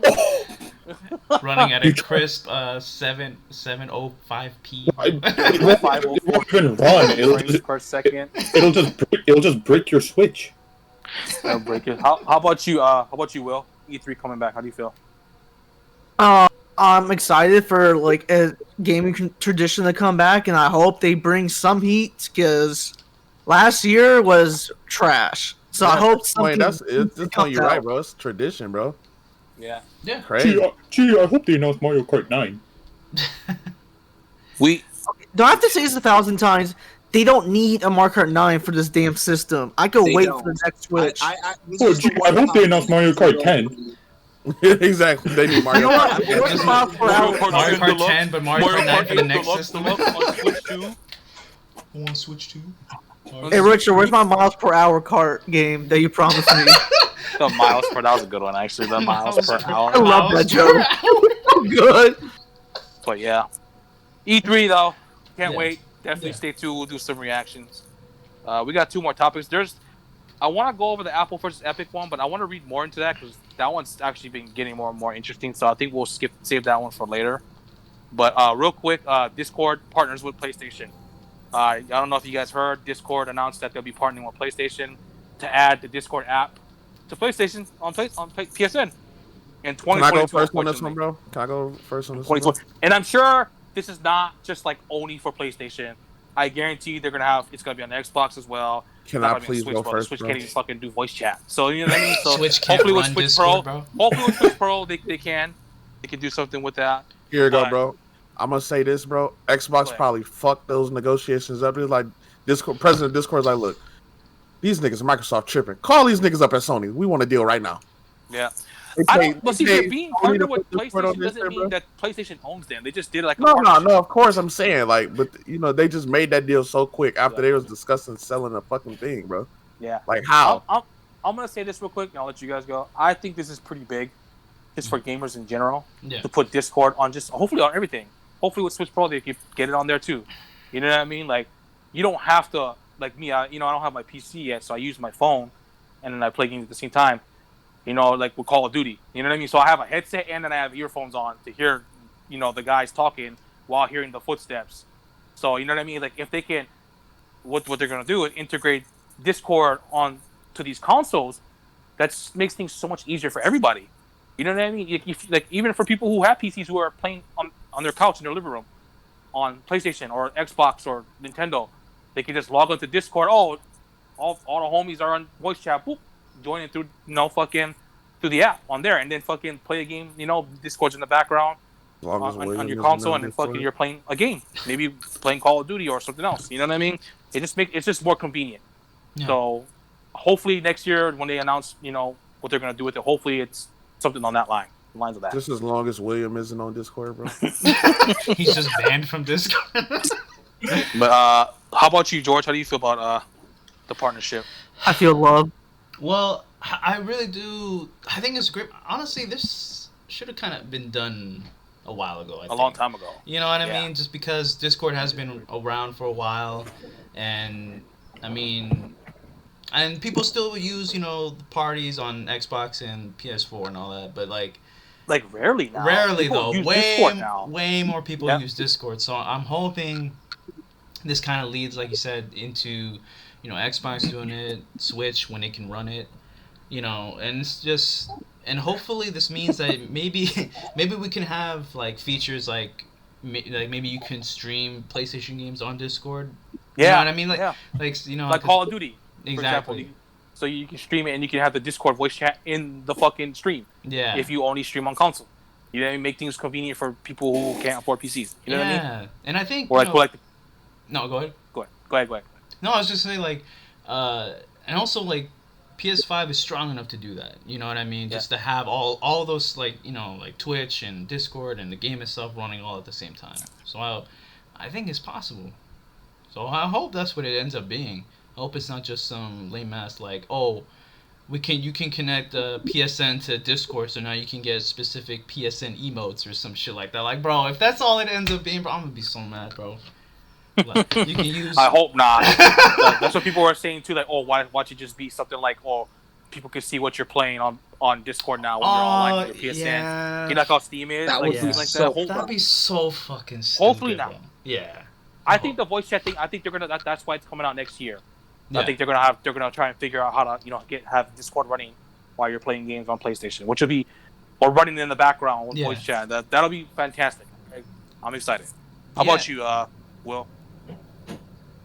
Discord and PlayStation partnering up.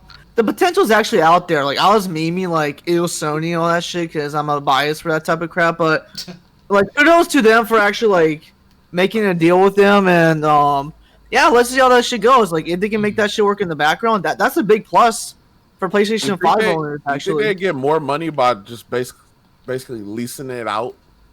I think they're gonna do it for everybody. I think they will. I think eventually. Yeah, That's what I'm saying. It might be. I'm not sure. They get paid more money by leasing it out than they do by selling it. That's what I'm saying. Also, do you think they're gonna put that service behind a paywall, like behind PlayStation Plus? Nope. Maybe we'll see. Yeah, they will. Damn it. I mean, if it's with PSN and you have PSN, I'm fine with that because you already have PSN. So it's like fucking. But how about you, Lily? How do you feel? I mean, if the full version of Discord is coming to PlayStation, if that's what this would have you believe, why would I ever use party chat ever again for anything? Yeah. Like, to be why would fair, I nobody even uses like regular Not really. Yeah. PlayStation, the party chat or even Yeah, Xbox so, like- Xbox Live chat. I don't even do. It's been years since I've done that since I've had Discord. The And I only think reason why, Sony gets that. It's like Sony's like, you know what? Everyone's on Discord now. Let's might as well just get Discord yeah. on running. So the only reason why I ever used PlayStation Chat was like the few times where I would be like, streaming something and I wanted everyone to like, Voice be chat. heard while so there's no point. There's no point. Well, I would say when you're in a party chat, if you have PlayStation Plus, you can like hand the controller off to someone else in the party and let them play it. Yeah. Like that's fine and everything, but like why would you use the PlayStation app, the PlayStation Party Chat to chat? Like using that feature, like fine, okay, cool, but like it's like I don't know. Everyone's already on Discord, so like it You just know what makes else sense. they could be doing since it's coming out next year? Sorry to interrupt you, Lily. I just thought of this. What if they're trying to get like the whole Discord app on there, and how like people can stream from their PCs in the voice chats in Discord? What if they're trying to do that with the PlayStation as well? We're like, okay, let me see what you're like. Let me. What are you playing? Oh, I'm playing this and this that. I'm having a hard time with this. Oh, It'd be stream it pretty on fucking Discord. dope. Yeah, It'd be you know what I pretty mean. great. And just yeah. That's possible. You can do that with your phone. Yeah. So hopefully they're doing something with that with the app. Fucking with the Discord. Go ahead, Lily. Sorry. It's just you were mentioning that, so I was like, oh. Yeah. I mean, I pretty much said my piece. Like, if this is true, like it pretty much solidifies that everyone's just going to use Discord over the PlayStation. Yeah, definitely. It sounds like that's already the case now, but it's going to definitely be the case more so. So, yeah. How about you, Richard? I mean, it's cool. I don't know. You guys play online games on PlayStation. How easy is it to like invite people to your game or to your party?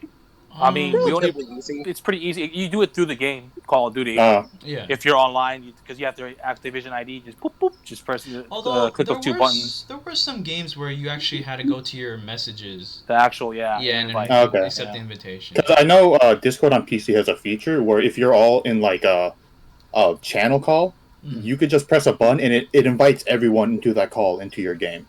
That'd be really so cool. if they could implement that into the PlayStation app, I think that would make things a lot easier.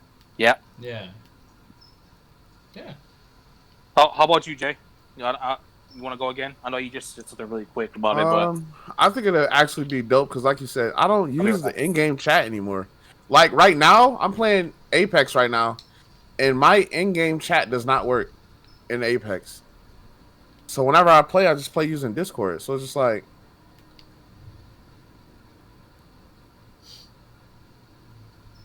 Cool. Good talk, Shay. I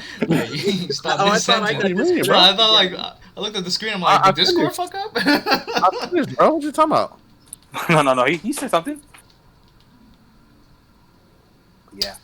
But yeah, I think it's great. I finished. What do you? Can y'all hear me?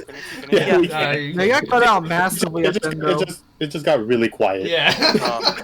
Well, sorry. I'm not gonna lie. I took a piss. That's why usually I was. It was funny. But Hope you feel better now, pros. Discord partnering with PlayStation. Like I said, I don't think this is just gonna be exclusive on PlayStation. I'm sure they might have some deal where it's like they're gonna test it out on PlayStation first, and PlayStation might get the first crack at it. And then it comes to everything else eventually, but Discord is a timed exclusive. Yeah, everything's a time exclusive against now. I guess maybe they want to make sure they don't overextend themselves and try to put it on everything all at once. Yeah, so they're try it out on one console first. Yeah, they get see it if it works. well, okay. Yeah. Well, cool. Let's make it for everything.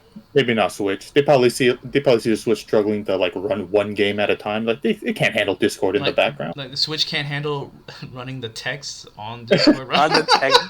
Damn.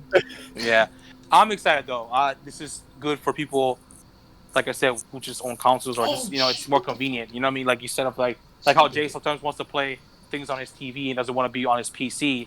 Right. And he, if he has a PS5 or any other console that has Discord in the future, he can just go in his living room or on his bed, lay on his bed, and launch Discord from the Switch or PlayStation, you know what I mean, without fucking being on his PC. Bro, it's like the good old days, bro. When I used to play, bro, I used to fucking have Discord on my phone, bro, playing the game in my bed, bro. The good old days. Mm-hmm. The good old days. Yeah.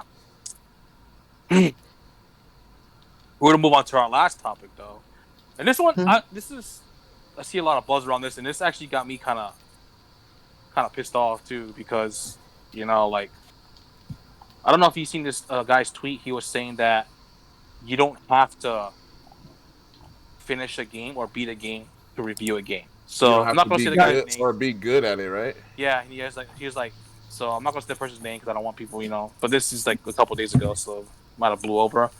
He was like, you don't need to be good at games to write about them or stream them or even make them. You don't need to finish a game to review it to publish an opinion and score. Most of the time, we don't get the time.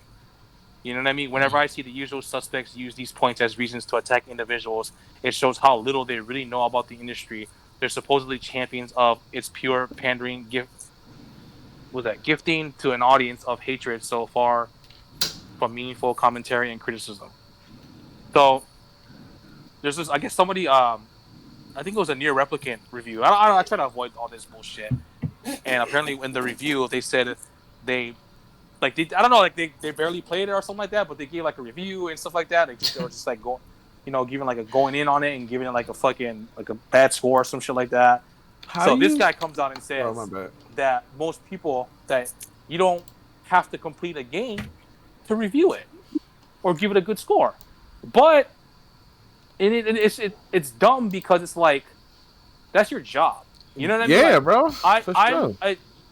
If I'm going to read a review, I expect you to beat the game. You don't have to go like 100% and just point A to point B, beat the main story, and let us know. You know what I mean? Because if you're not playing the whole game and you're reviewing it and give for instance, if you give it a 9 out of 10 and you only got halfway, what if the second half of the game was shitty? Bro, Final Fantasy 15, my dog.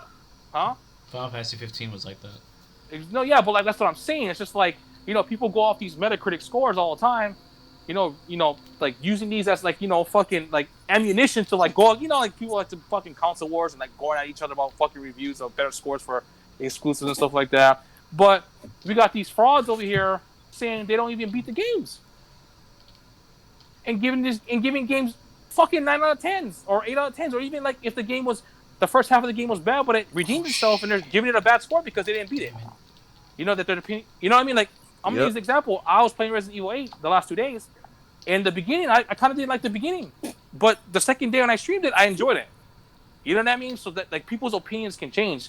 You can have like first impressions. I don't think you should review a game if you hadn't beat it.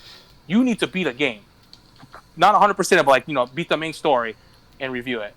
Because if you're not fucking beating the game, you're a fraud. You're a fraud, dude. You can't. I don't think your opinion shouldn't matter if you didn't beat the game. To me personally, for a review, you shouldn't even be giving it a score if you didn't beat the game. Okay, I have a question then. If that's how you feel about that, so. And if you feel like you shouldn't, you don't have to, then maybe you should have another job. Maybe you should find another career because that's your job. It's to write. No, okay. So I have a question then. Full reviews, not fucking. Oh, I put 20 hours into the game. I didn't beat it, but here's a 9 out of 10 because I enjoyed it. You know what I mean? Okay. No. Go ahead. So I have a question then. So say you have someone that plays through like a relatively short game, like The Last of Us Part 2, that's only like a 10-hour, 15-hour experience or whatever. They put out a review. They played it, they beat it, from beginning to end, whatever. But then you have someone who played something like, let's use Xenoblade Chronicles Remastered or whatever, Definitive Edition. And they play it for a long, long time. They play it for like 60, 65 hours, like something like that. Mm-hmm. But they don't get to the end. But they still play, like they still experience a large portion of the game, and they have a good fucking idea of what it is. Would you still say that person, it doesn't matter they beat the game? Doesn't matter. Like, if you didn't beat the game, don't matter. Your opinion should not be valid. You have to complete a game. If you don't have the time to fucking play an JRPG, then give it to someone else at your job who has the time and is willing to fucking put the time to beat the game. JRPG shooters, no matter what. I understand. But you can understand that more work goes into something like that. That's their job. That's your fucking job. I know it's their job. That's your job. I don't give a fuck what you say. You're writing about a fucking video game. That's your fucking job. Mm-hmm. There should be no reason why you're half-assing a review or not even completing the game. That's your job. What are you gonna do? Watch a movie and fucking sit through a fucking half an hour and write a fucking full fucking review on it and give it an 8 out of 10? No, you don't. The movie do that. felt unfinished. You don't do that.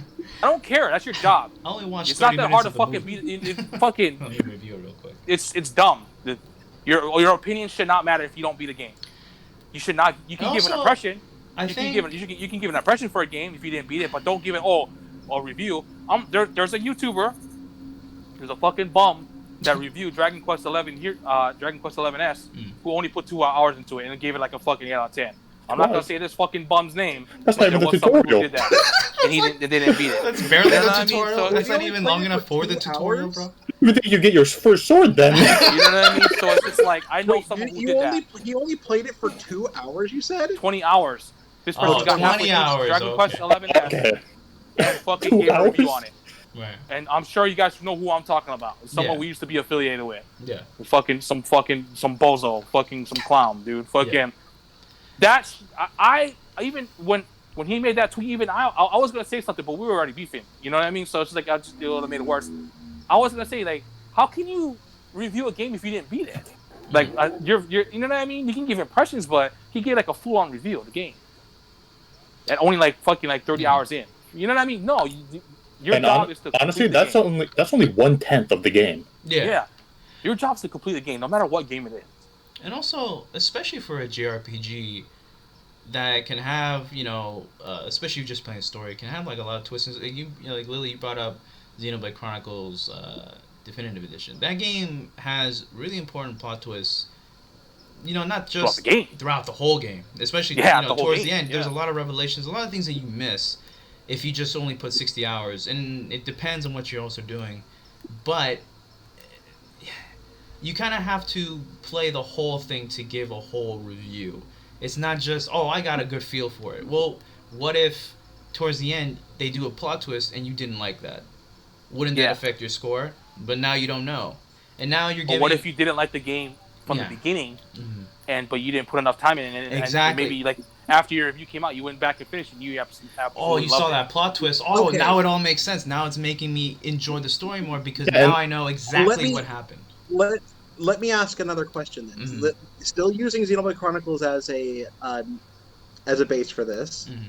Say you have 2 people who review the game. One person, they just like power through the game as fast as they can. They don't do any side content. They don't do any of the side quests. They just try and get through the game. They do the bare minimum just to speed through it. They finish it in like 40 hours or something like that. Mm-hmm. Versus someone who took a lot of time with the game. Really took their time, did a lot of the side quests, did a lot of the side content. Mm-hmm. They played the game for like 70 hours, 70, 80 hours or something like that. Mm-hmm. But, they just didn't have enough time to finish it. Maybe they watched, they put in the work, they played a lot of the game. If they didn't beat it, the review doesn't matter. Yeah. So you think my opinion will not change. Also, you think the review that played the game longer and did more things in the game, but you is didn't more complete the valid game. than the other person that just powered There's been through tons of reviews of JRPGs that were really good that people only put like 40 to 50 hours in and got point A to point B and absolutely loved it. You got to beat the game. I don't care. Beat the fucking game. Also, that's also... You're not gonna when you say beat the game, review's you're not just talking about valid the if you're not story mode, right? Yeah, the main story. Like, also, it's a matter of... I would actually say, just the point A to point B, I would actually say I would consider that valid because that's what an average person would do in a game like that. Mm-hmm. Yeah. And Also, this is also a matter of time management. If you're the type of person that really likes to go in and play a lot of side quests and do a lot of the extra stuff, then you need to factor that into the amount of time you're given to finish that game into your review. Can I say something, bro? Because I've been really quiet. I just want to say this, bro. Mm. First off, this tells you that you should not fucking trust these fucking review scores. They're a bunch of frauds, 100%. Yeah. 100%. Yeah. Because if you telling me, I only got time to play half the game, so I'm gonna judge on half the game, bruh. Final Fantasy 15 is a prime example of that shit. First half amazing. Second half trash as fuck. Some games start off slow. Yeah. You know what I'm saying? Near And turn replicant. out amazing. Some games start off good, get fucking trash as hell. Some games start off good, go trash, and get good. You know what I'm saying? So, like, for example, what Like- if this guy was playing Final Fantasy 15 and he only played to the part where, I don't care, the game's old as fuck, when Luna Freya dies. Yeah. But he gives it a 9 out of 10 and doesn't play the second half. So when someone who likes reading their reviews or watching their reviews on YouTube, it's like, okay, fuck it, he likes it. I'm sure I'm gonna love it too because most of the time I go off his reviews. You Plays get the it game, by this shit fucking and trash. fucking trash. So- you know what I mean? So I it's have just a- like, I have a third scenario then. Keep it oh, man, just to make it's, sure. It's gonna be the same for me. If you didn't fucking beat the game, it doesn't fucking matter. No, please. Are you Okay, gonna trust a review for a movie? I gotta only take. watch half the movie? No, Are you gonna trust no. Listen, Are you gonna listen trust to an what I'm anime trying to review say. over fucking someone who watched half the season? No. Let me finish. And just to be fair, I'm not trying to say that this person is right. I'm more playing devil's advocate. I'm more asking these questions to like clarify everyone's position. So okay, we have another game reviewer. They're reviewing, let's say Street Fighter V. Let's say like Street Fighter V was about to come out. Let's say that they, literally all they did was play through the 5-hour story campaign. They didn't do any deep dives with the game. They didn't really talk about any of the advanced mechanics of the game. They don't do, they just played through the 5-hour story campaign. Done.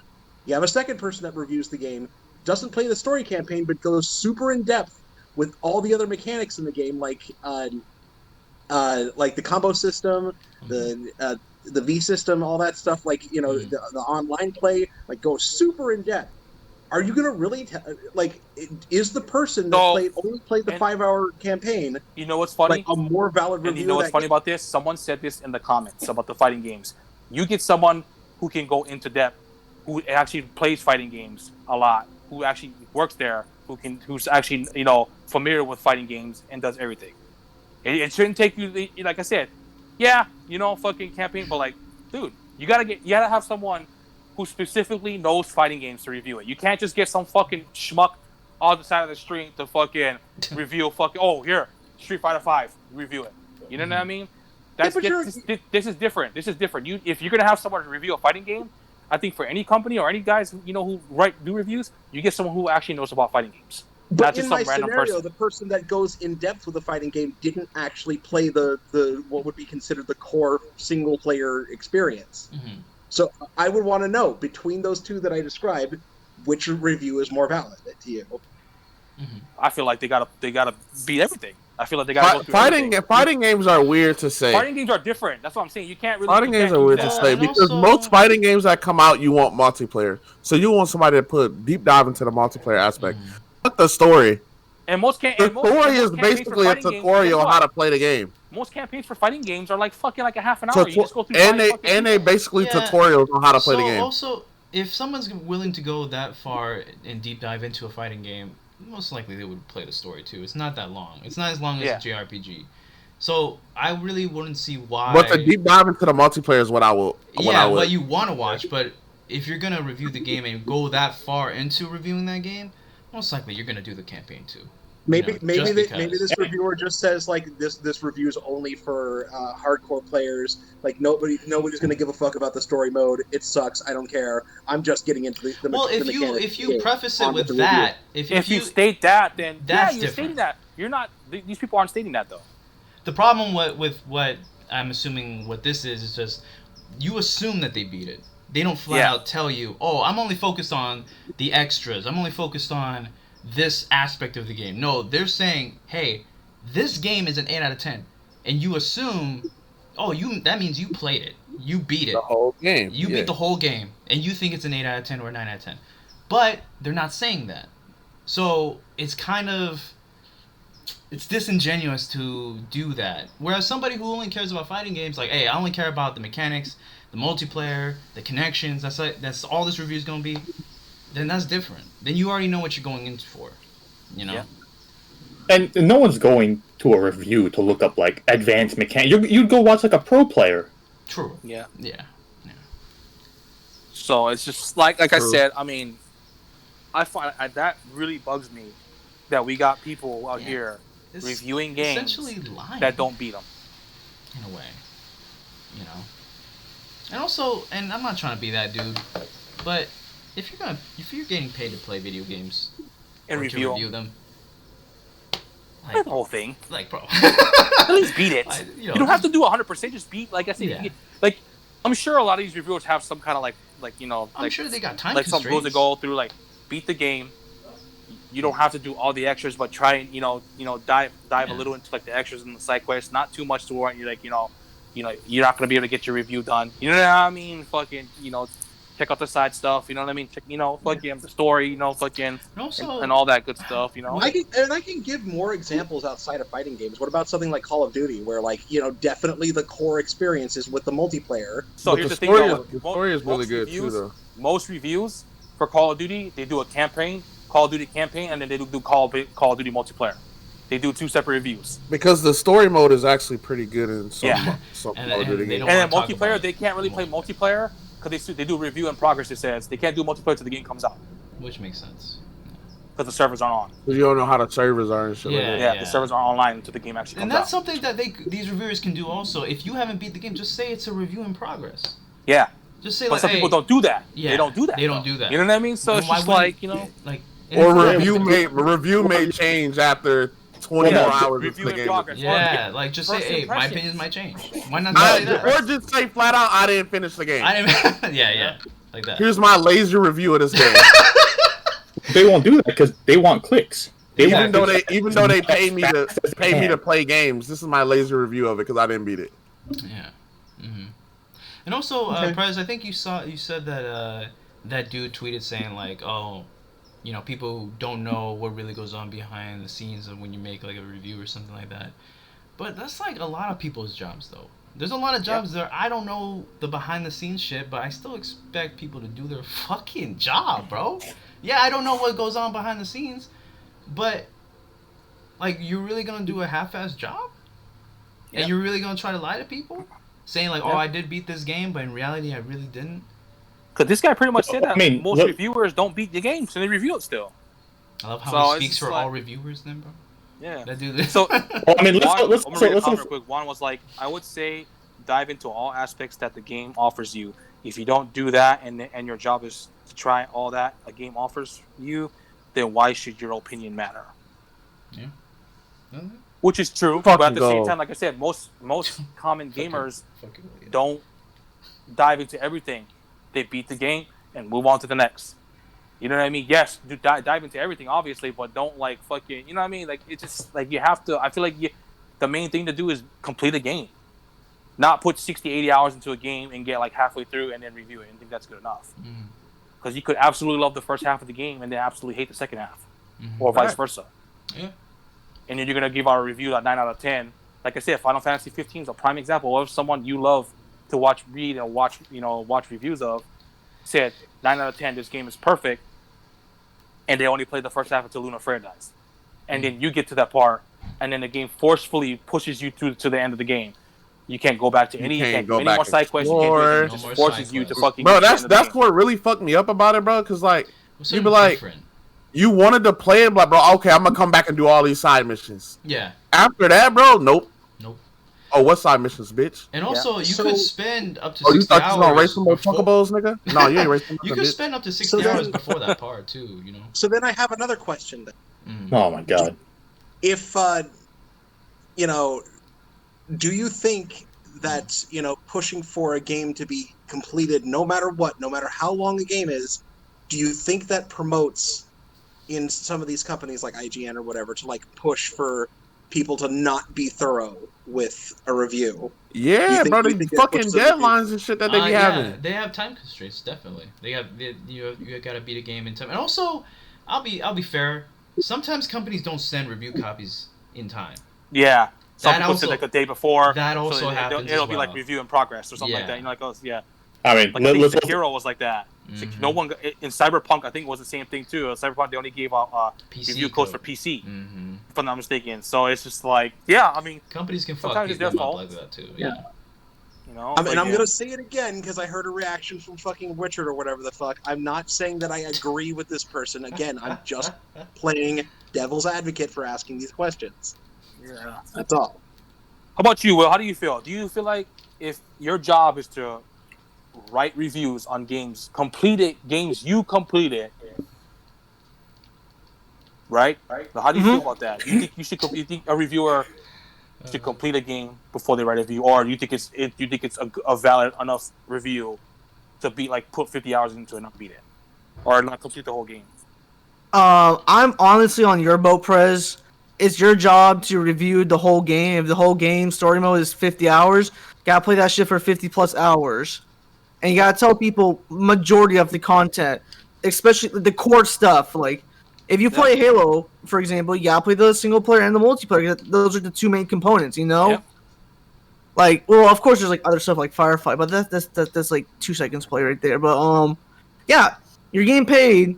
It might suck that like you might have to do that shit last minute, and when that happens, sometimes you gotta be honest and say this is a review in progress. But companies, from both reviewers and developers, just don't treat that shit easily. So it's people make tough choices at the same time. But True. I'm honestly on your boat, Prez. Like they gotta complete the games. At least complete the game. You don't have to 100%. Just no. Like Just be dip your honest toes about into it. like You have 100% shit. content Then a you're good smoking amount, some hella strong right there and because complete that's the story. stupid.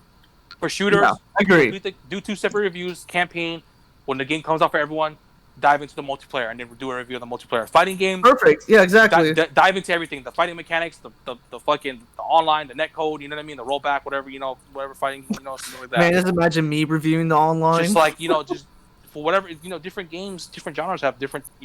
I'm sure there's different ways to review, like how they do it. You know what I mean? It's not just gonna be like we're talking about games in general, but I think we're just it seems like we're just pretty much talking about like games that each don't game really rely on online. Each game has their own aspect that people are looking for.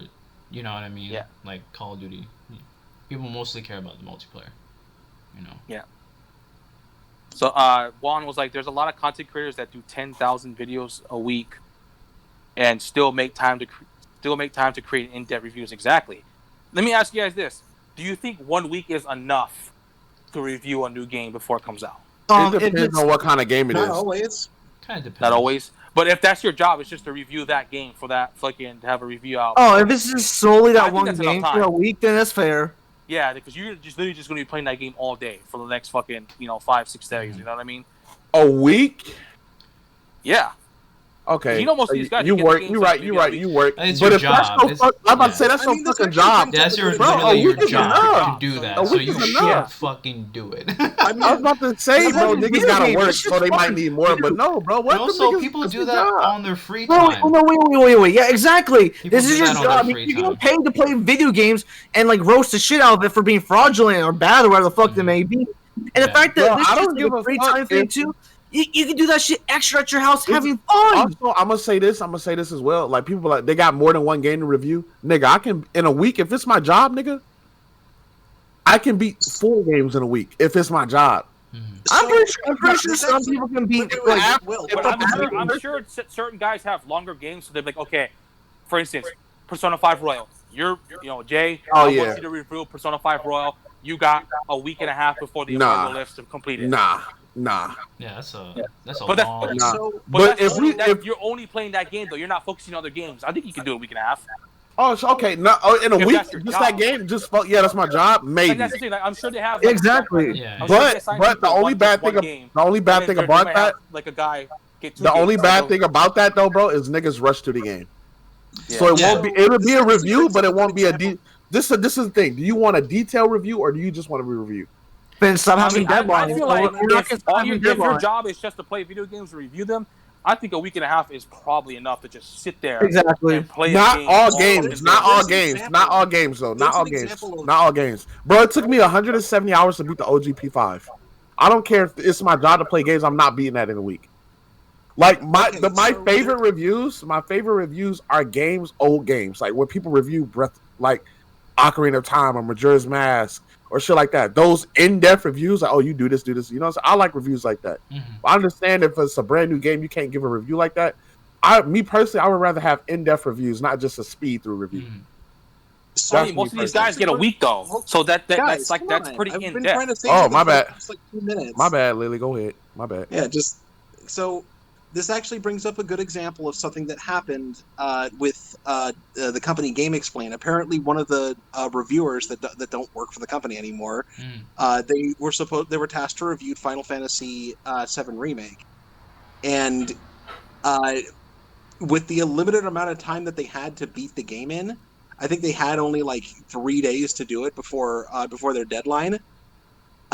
They weren't being compensated enough for the amount of work they put into it. They calculated it, and it was something like $2 to $5 an hour for that game, for that review, for the amount of work they put into it. So, like, what's a good solution for something like that to not happen then? A couple that, things. to be fair, that's just a review it. YouTube channel. They have a million subscribers, but I mean, I'm gonna be real. The reason why a lot of these YouTubers like push out content is because you can't make one video a week and expect to fucking make thousands of dollars. I mean, yeah, there's some YouTubers that can, but like Game Explain is not big enough. They're big, but they're not big enough where they can just make one video and fucking be okay for the week. You know what I mean? So it's just like where these, you know, IGN and all these other guys who do reviews, I'm sure they pay their reviewers good enough to fucking not $5 to $2 an hour. I don't want to dive too much into that. But Game Explain still releases a video with a score. The Game Explain's scores counts on something like Metacritic. So like, do they really? Because they go by smiley face. I don't see. No, I don't think so. Because they Game Explain gives smiley faces, bro. They like what? They do. Oh wow. Give this game a mildly frowny face, bro. No, that's called.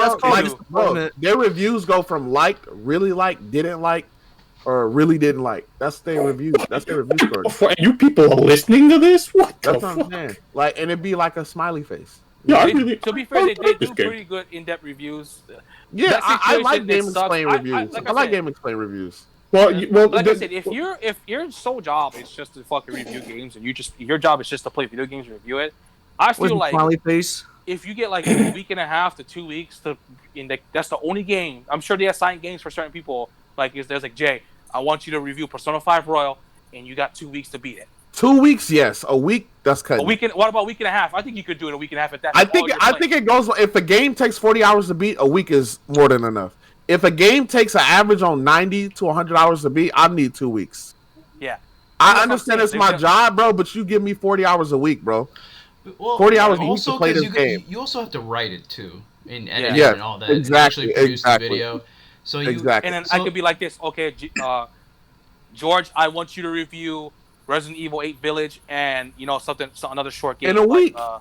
That's doable. Maybe Crash Bandicoot 4, something like that. This nigga Prez literally could have beat it in one sitting, bro. Literally. So that's doable. Yeah, that's doable. And I could have. Yeah, you could write the review and edit it. Yeah, that's doable. Yeah. And then review like a small indie game.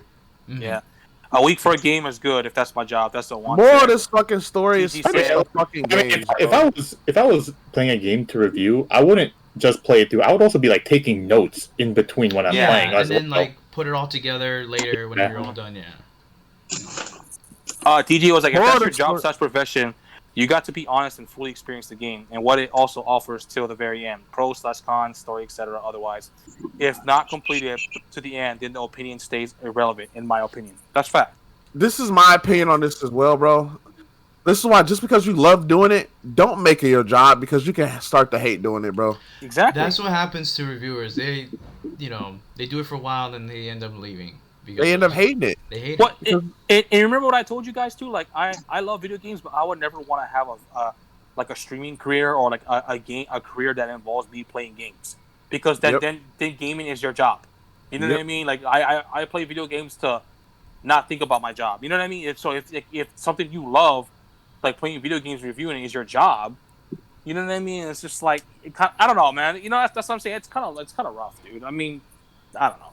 But it still doesn't excuse you from not fucking beating the whole game or putting a decent amount of time in everything and completing the game for a review. You're a fraud if you fucking. If it's your fucking job to play video games, nigga, you better play the fuck out that video game, bitch. Exactly. All right. You chose this, not us. You chose this. You probably fucked up. Did it like? I don't think I'm with Perez. I don't think I can play video games for a living, bro. Yeah. Because video games is an escape. So imagine you playing video games for work. Yeah. What escape do you have, bro? True. Crack. Yep. Can't be video games. Can't be video games. You going to crack? You going to crack, bro? You go straight to crack. Final thoughts. Yeah. Lily, go ahead before we close out the stream. I mean, I mostly agree with everything that you're saying. I think the Devil's Advocate thing was good though. Huh? That you did that. I think you playing Devil's Advocate was good, even though it didn't change my answer. But I guess ultimately, I just don't want the culture of the review culture to push for reviews that are very, very sloppy, don't have a lot of details, but the only thing that matters is like, oh, let's just beat the game. That's all beating that the game is very important though. It is very important. I feel like, but Lily, how is that Lily, sloppy that's we said more than that though, Lily. We said we're none of us said just beat the game. Just beat the game. We saying, bro, play the game, experience the game, and then do other stuff too. Like you don't have to do all the side quests, but kind of dip your toes in. Bro, if I play, bro, like honestly, I'm gonna say this right now. Those Breath of the Wild reviews, ass. They were completely wrong. They were wrong, bro. Like some of them were saying, "Oh my god, the game is this, the story is this, story is that." But there is little to no story, bro. Like stories that's what I'm saying. You can beat the game without even experiencing a story. Yeah. Mm-hmm. Side quest, bro. Some of they're don't get me wrong. They're a little side quests. Some of them are amazing, but there are little to none of them, bro. And some of them are just stupid puzzles. I get tired of that. You know what I'm saying? Like, go find my seeds. I still give it a 10 out of 10 though. Love you, Breath of the Wild. You're amazing. But I'm just saying those early reviews, bro, were completely false. Mm-hmm. What we're saying is beat the game, experience the game. Like if it's some side quests in there, bro, do at least 10 of them so we know if they the same thing, if they more the same or they different. Because trying to do everything like in a game like Xenoblade Chronicles Definitive Edition, like most of them are fetch quests. No, all bro. Trying to do all of them, bro. Yeah. No. But after a few or after like quite a few of them, you know, like okay, these type of quests are fetch quests. These type are more involved and stuff like that. So honestly, just play like an average. What is the average player experience? That's what you should be targeting, not just this or this or this. Because most people, there should be average player experience for every type of game too. So like for instance, Xenoblade Chronicles, a JRPG, an average player experience for that would be like they do the whole story and they do some side quests. Right. You know what I mean? Not like fucking 20 hours of side quests like how we do, because we like to get everything. We like to fucking grind and do some grinding for leveling up and stuff like that too. Do do some of it. It's not like fucking to a point where it's like you lose track of time and then all the 80 hours in you're still halfway. Yeah, like, and I think I agree with all of that. I'm saying have both. I'm saying, I would say that, like, you shouldn't look at a review and go, well, they sped through the game and literally did none of the other side content, but at least they beat the game. Like, that's... Like, I feel like that's... No, that's not what we're saying. That's not what we're saying at all. They're saying that they don't complete the game.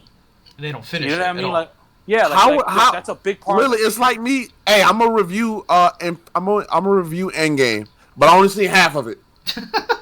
Exactly. But hey, that's Infinity War. And my review of Endgame is that shit boring as hell. Yeah, they just did a lot of talking, bro. Not really. They did a lot of talking, bro. Not a lot of acting, but I only seen half of it. They killed Thanos in the beginning. 5 out of 10. Exactly. You know what I mean? So it's just like. What we saying is you can't truly give an opinion without the whole. Right. It's like, I think. Go ahead, Lily. I think ultimately, like, going for what you all said, the average gaming experience, the average gamer experience, I think it's equally, invalidating to have someone speed through the game, not see any of the subsequent material that's in there, versus like someone who, did a lot of the side content and just didn't beat the game. Yeah, but Lily, it's like Lily. Both cases. Well, think of it this way. Think of it this way, Lily. If we just meet one day, like we just met, we spend 30 minutes together, and I tell hey, what do you think about Lily? Well, this is this is this. off of 30 minutes, Exactly. off of incomplete. You didn't even beat the game. You get what I'm saying? Like, that's how it is. Yeah, that's kind of a good example. It's like I said, it takes time sometimes. You know, you can't just. I don't know. It's. And also, if you didn't finish it, then say you didn't finish it. So tell us you didn't finish it. Yeah, I didn't finish it, but this is what I think so far. Impressions. Exactly. You just call it impressions and do your review later. Just do that. But they don't. That's the problem. And I think I'm in agreement with all of you that these reviewers should finish games. Yeah. But in addition to that, I'm also saying reviewers that beat a game but don't go into any it's just a very sloppy get to the end as fast as you possibly can. Don't. Yeah, but we're not saying that they're fucking doing a sloppy review. I'm just saying come on now, who says they review games and don't finish it? How is like how come that's dumb. That doesn't make sense. How are you not gonna finish a game? And not finishing a game can even mean not going more in depth into the side quests or the level up, the leveling up or like a JRPG class changes. You know what I mean? It's not only just the story. You know what I mean? I feel like you gotta, like I said, you gotta dip your toes into everything. But I think the most important thing is you have to also beat the game. Lily, what's your favorite game of all time, Lily?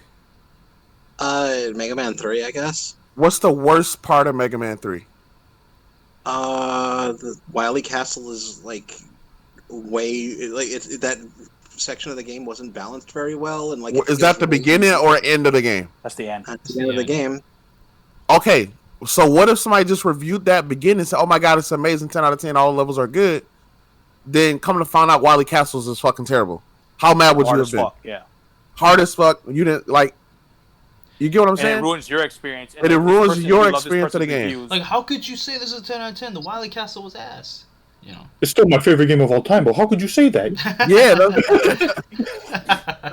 I'm not saying that. I'm just saying I'm saying that it is important to beat the game, and I think that's. But I think all I'm saying is games that also don't for longer games, especially things like Xenoblade Chronicles, or games that have more depth, like a shooter, or competitive shooter, or that has a single player campaign, or a fighting game that has a single player campaign. Games that don't go into depth about the subsequent stuff, like the extensive side quests in a long form RPG, or the fighting system in a fighting game, or the shooting mechanics in a competitive shooter. If they don't go into depths about those things, but they beat the campaign, I wouldn't. No, but man, you know what? Look, I'm just gonna say. Go ahead, Richard. Get your last say in it. Reviews are because. Never mind. It's just no matter what, reviews at the end of the day are irrelevant. Everyone's different. Just because someone enjoys a game doesn't mean you're gonna like it. True. I agree, Richard. That's why they should just get rid of the fucking review score and just give their experience with the game. That should be more than enough to tell someone whether they're gonna like it. Because if you go by a review, go ahead. My bad. I'm gonna be real. When I take reviews, I really consider reviews, especially with the games. This game looks interesting, but I don't know if I'll like it because I never played the series, or I need to see more, so I wanna read some reviews. I like Score Days, so what that tell you? You know what I mean? Yeah, but you know what I mean? Returnal, for example, I want to see more. I see the reviews are good. Yeah, it's a buggy, broken mess right now, but they're fixing it. Once they fix it, I'll buy it. You know what I mean? It convinced me to buy it. So that's why I kind of people. At the end of the day, it's your opinion. It's your opinion should only matter to yourself. You know what I mean? Maybe not others, but you can also use reviews to kind of determine okay, this person likes it, and this guy has the same taste as me. Maybe it's a reviewer that you like to watch, like Game Explain. They like the same types of games you do, and they give the review. So, but you weren't sure, but you liked the review. You know what I mean? That's what I'm saying. Most people who watch reviews or watch reviewers like that person, so they know what that person likes in video games, or that person likes the same thing you like in video games. Yeah, but you could also get someone. Could also get someone who we've talked about it before, who thinks turn-based combat is archaic and should be changed, and you give them to review Persona 5. Yeah. So my final thought at the end of the day, I give this segment a slight smiley face out of 10. A Okay, It was a I'm, good topic. This was a good topic. I'm leaving. Bye, guys. All right, guys, that's it. Before we head out, we'll do our outros, and Lily has a very important message for everyone who has been watching us for the last year and a half. Mhm. Yeah. So, Lily, tell them where they can find you at, and go ahead and tell them what you told us. You can find me at twitch.tv/LiliAsuna. I still say that I'm going to be returning to streaming at some point, but yeah, I know we've made a lot of jokes about this in the podcast, but this is going to be Lily Asuna's last podcast for real, for real. Yep. No, but We bullied her enough. She Damn. finally decided to yeah, leave. I got the hint, y'all. I'm leaving for real. Hey, No, don't but- blame us No, now. no, Don't, no. don't be getting that thought that people said. I know. Go ahead. So You sound far away. You sound far Yeah, away. Yeah, your come audio closer, is you messed sound up. far away. Yeah, your audio is kind of weird. Goddamn. Hold on. Let me reconnect. Of course, her final I outro wouldn't Of be course a this Lily would outro happen. if the Sorry, audio wasn't everybody. fucking up. But what was a good topic? That was a good one. Well, how's somebody else everyone's can go. evening? Somebody else can go while she's trying to fix that in. Well, George, tell me where they can find you at. Was Lily back or? What'd you say, William? No, I just want to provide, since Lily's outro's like delayed, let me do my final thoughts. Reviewers need to complete the game, no matter how long it is, and if the game's taking too long, then like stuff needs to change, from deadlines to how the work culture is to how the game culture is. Like, it comes to a lot of stuff, from social to working aspects in the gaming world too. Good final thought. Good one. Let's go on. Good shit. I would do outros. I was legit waiting for everyone to like finish their pieces. Go ahead, Lily. Am I back? Yeah, you're Am I back. Yeah, you sound perfect. Okay, awesome, cool. All right, but for real though, I'm, as y'all know, I've been going through a lot of shit this last 6 or 7 months, probably longer than that. But yeah. So, and I just came out full time, and I feel like I need time away. Yeah. To fully discover who I really am, because I feel like there's a lot of things in my life that's shifting, and there's a lot of hard questions I have to ask for myself, and I feel like I need to take that time to really give myself space to discover who I really am. Yeah. I love you all. Yep. And this isn't, I don't know if this will be goodbye forever. Especially not for you. Like, I'll be hanging around the Discord for sure. Yeah. And, you know, I might even come back as a guest here and there, but, like, as a regular member, I think, at least for now, I'm going to step away for a bit, but I've had a blast being on this podcast. I helped conceive this idea a little bit. Yep. Like, I think I pushed you, Prez, for a bit to do this, because I love the idea. You are a founding member of this podcast. Yeah. So, like, I'm super happy to have been a part of this, and seriously, I love all of you. We love Thank you you. too. We love you too. Jesus. And Lily, remember what I told you. If you ever decide to want to come back as a full-time member, You're always welcome. Your spot will always be here. You Thank are y'all. a founding member of this podcast. You, like you said, you're the one. I mean, we've all had this idea for a while, but you were the one to finally push everyone to finally do it.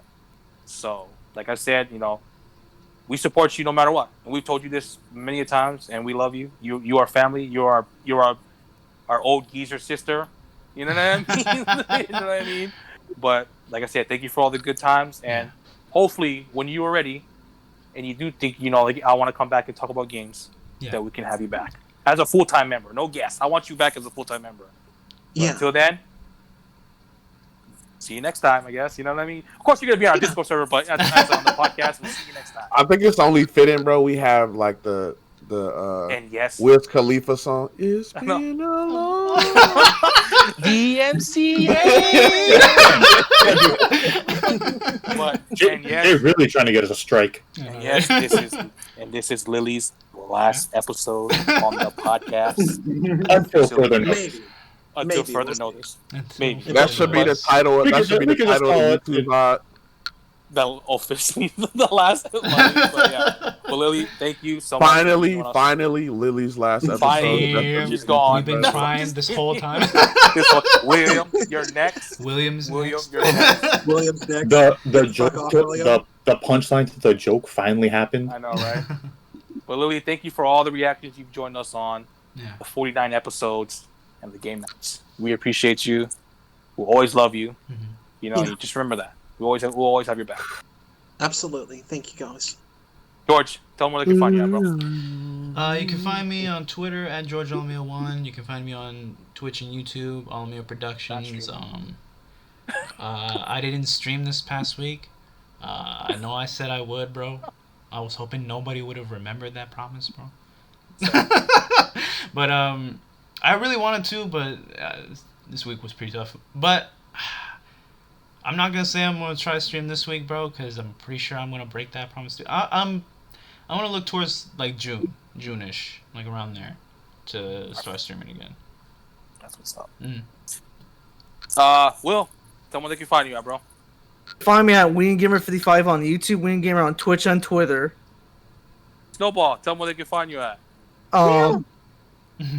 Snowball. No Snowball. Jay, tell them where they can find you at, Here. You can find me on Twitch and Twitter at TriforceJ. I finally got back to streaming, bro, after like a week. Yeah, same here. I got back to streaming too. You just interrupted Jay. For real, It's your turn, William. Jesus Christ, bro. Jesus Christ, bro. I couldn't even say nothing, though. I was just like, okay. William, it, Jay? I'm taking you fucking. Yeah, that's it. I should be back streaming maybe tomorrow. Maybe be a stream tomorrow, depending on how I'm feeling. It definitely won't. That's what's up. Richard, tell them where you can find you at. Not streaming. Yeah, Twitch and Twitter, Loser, not streaming. Never streaming. Never streaming, sir. Get on that. All right, guys. Yes, you can find me on twitch.tv/runaway_shark. I beat Resident Evil Village the last couple of days. I did stream it. Mm-hmm. I know I always say I might stream the next day or I might stream. I'm not going to make that promise, but I will do it this time. I might stream tomorrow with some Resident Evil 8, more Village, what you call it? Like in Mercenaries mode. Yeah. I might check that out because I do love Mercenaries. But yeah, other than that, appreciate you guys coming through. We're not going to have an episode next week. We'll probably do a game night, and then we'll go into 50. We're going to have a new layout on 50. So, new layout. Hopefully you guys like it. Mm-hmm. We'll do a game night next week. If anything, maybe not. We'll see. We'll want to play. But yeah, let's go rate somebody. Appreciate you guys coming through. And Lily, thank you for everything, ma'am. Thank you. Everything. Thank you, Lily. Thank you. We said we were going to Let me rate suck Audible. them titties, We said we were going to rate baby. Audible the last time. Audible is streaming. Hey, one last time, bro. One last time. Oh, Let here we me go. suck them titties, baby. Damn. Okay, here they come then.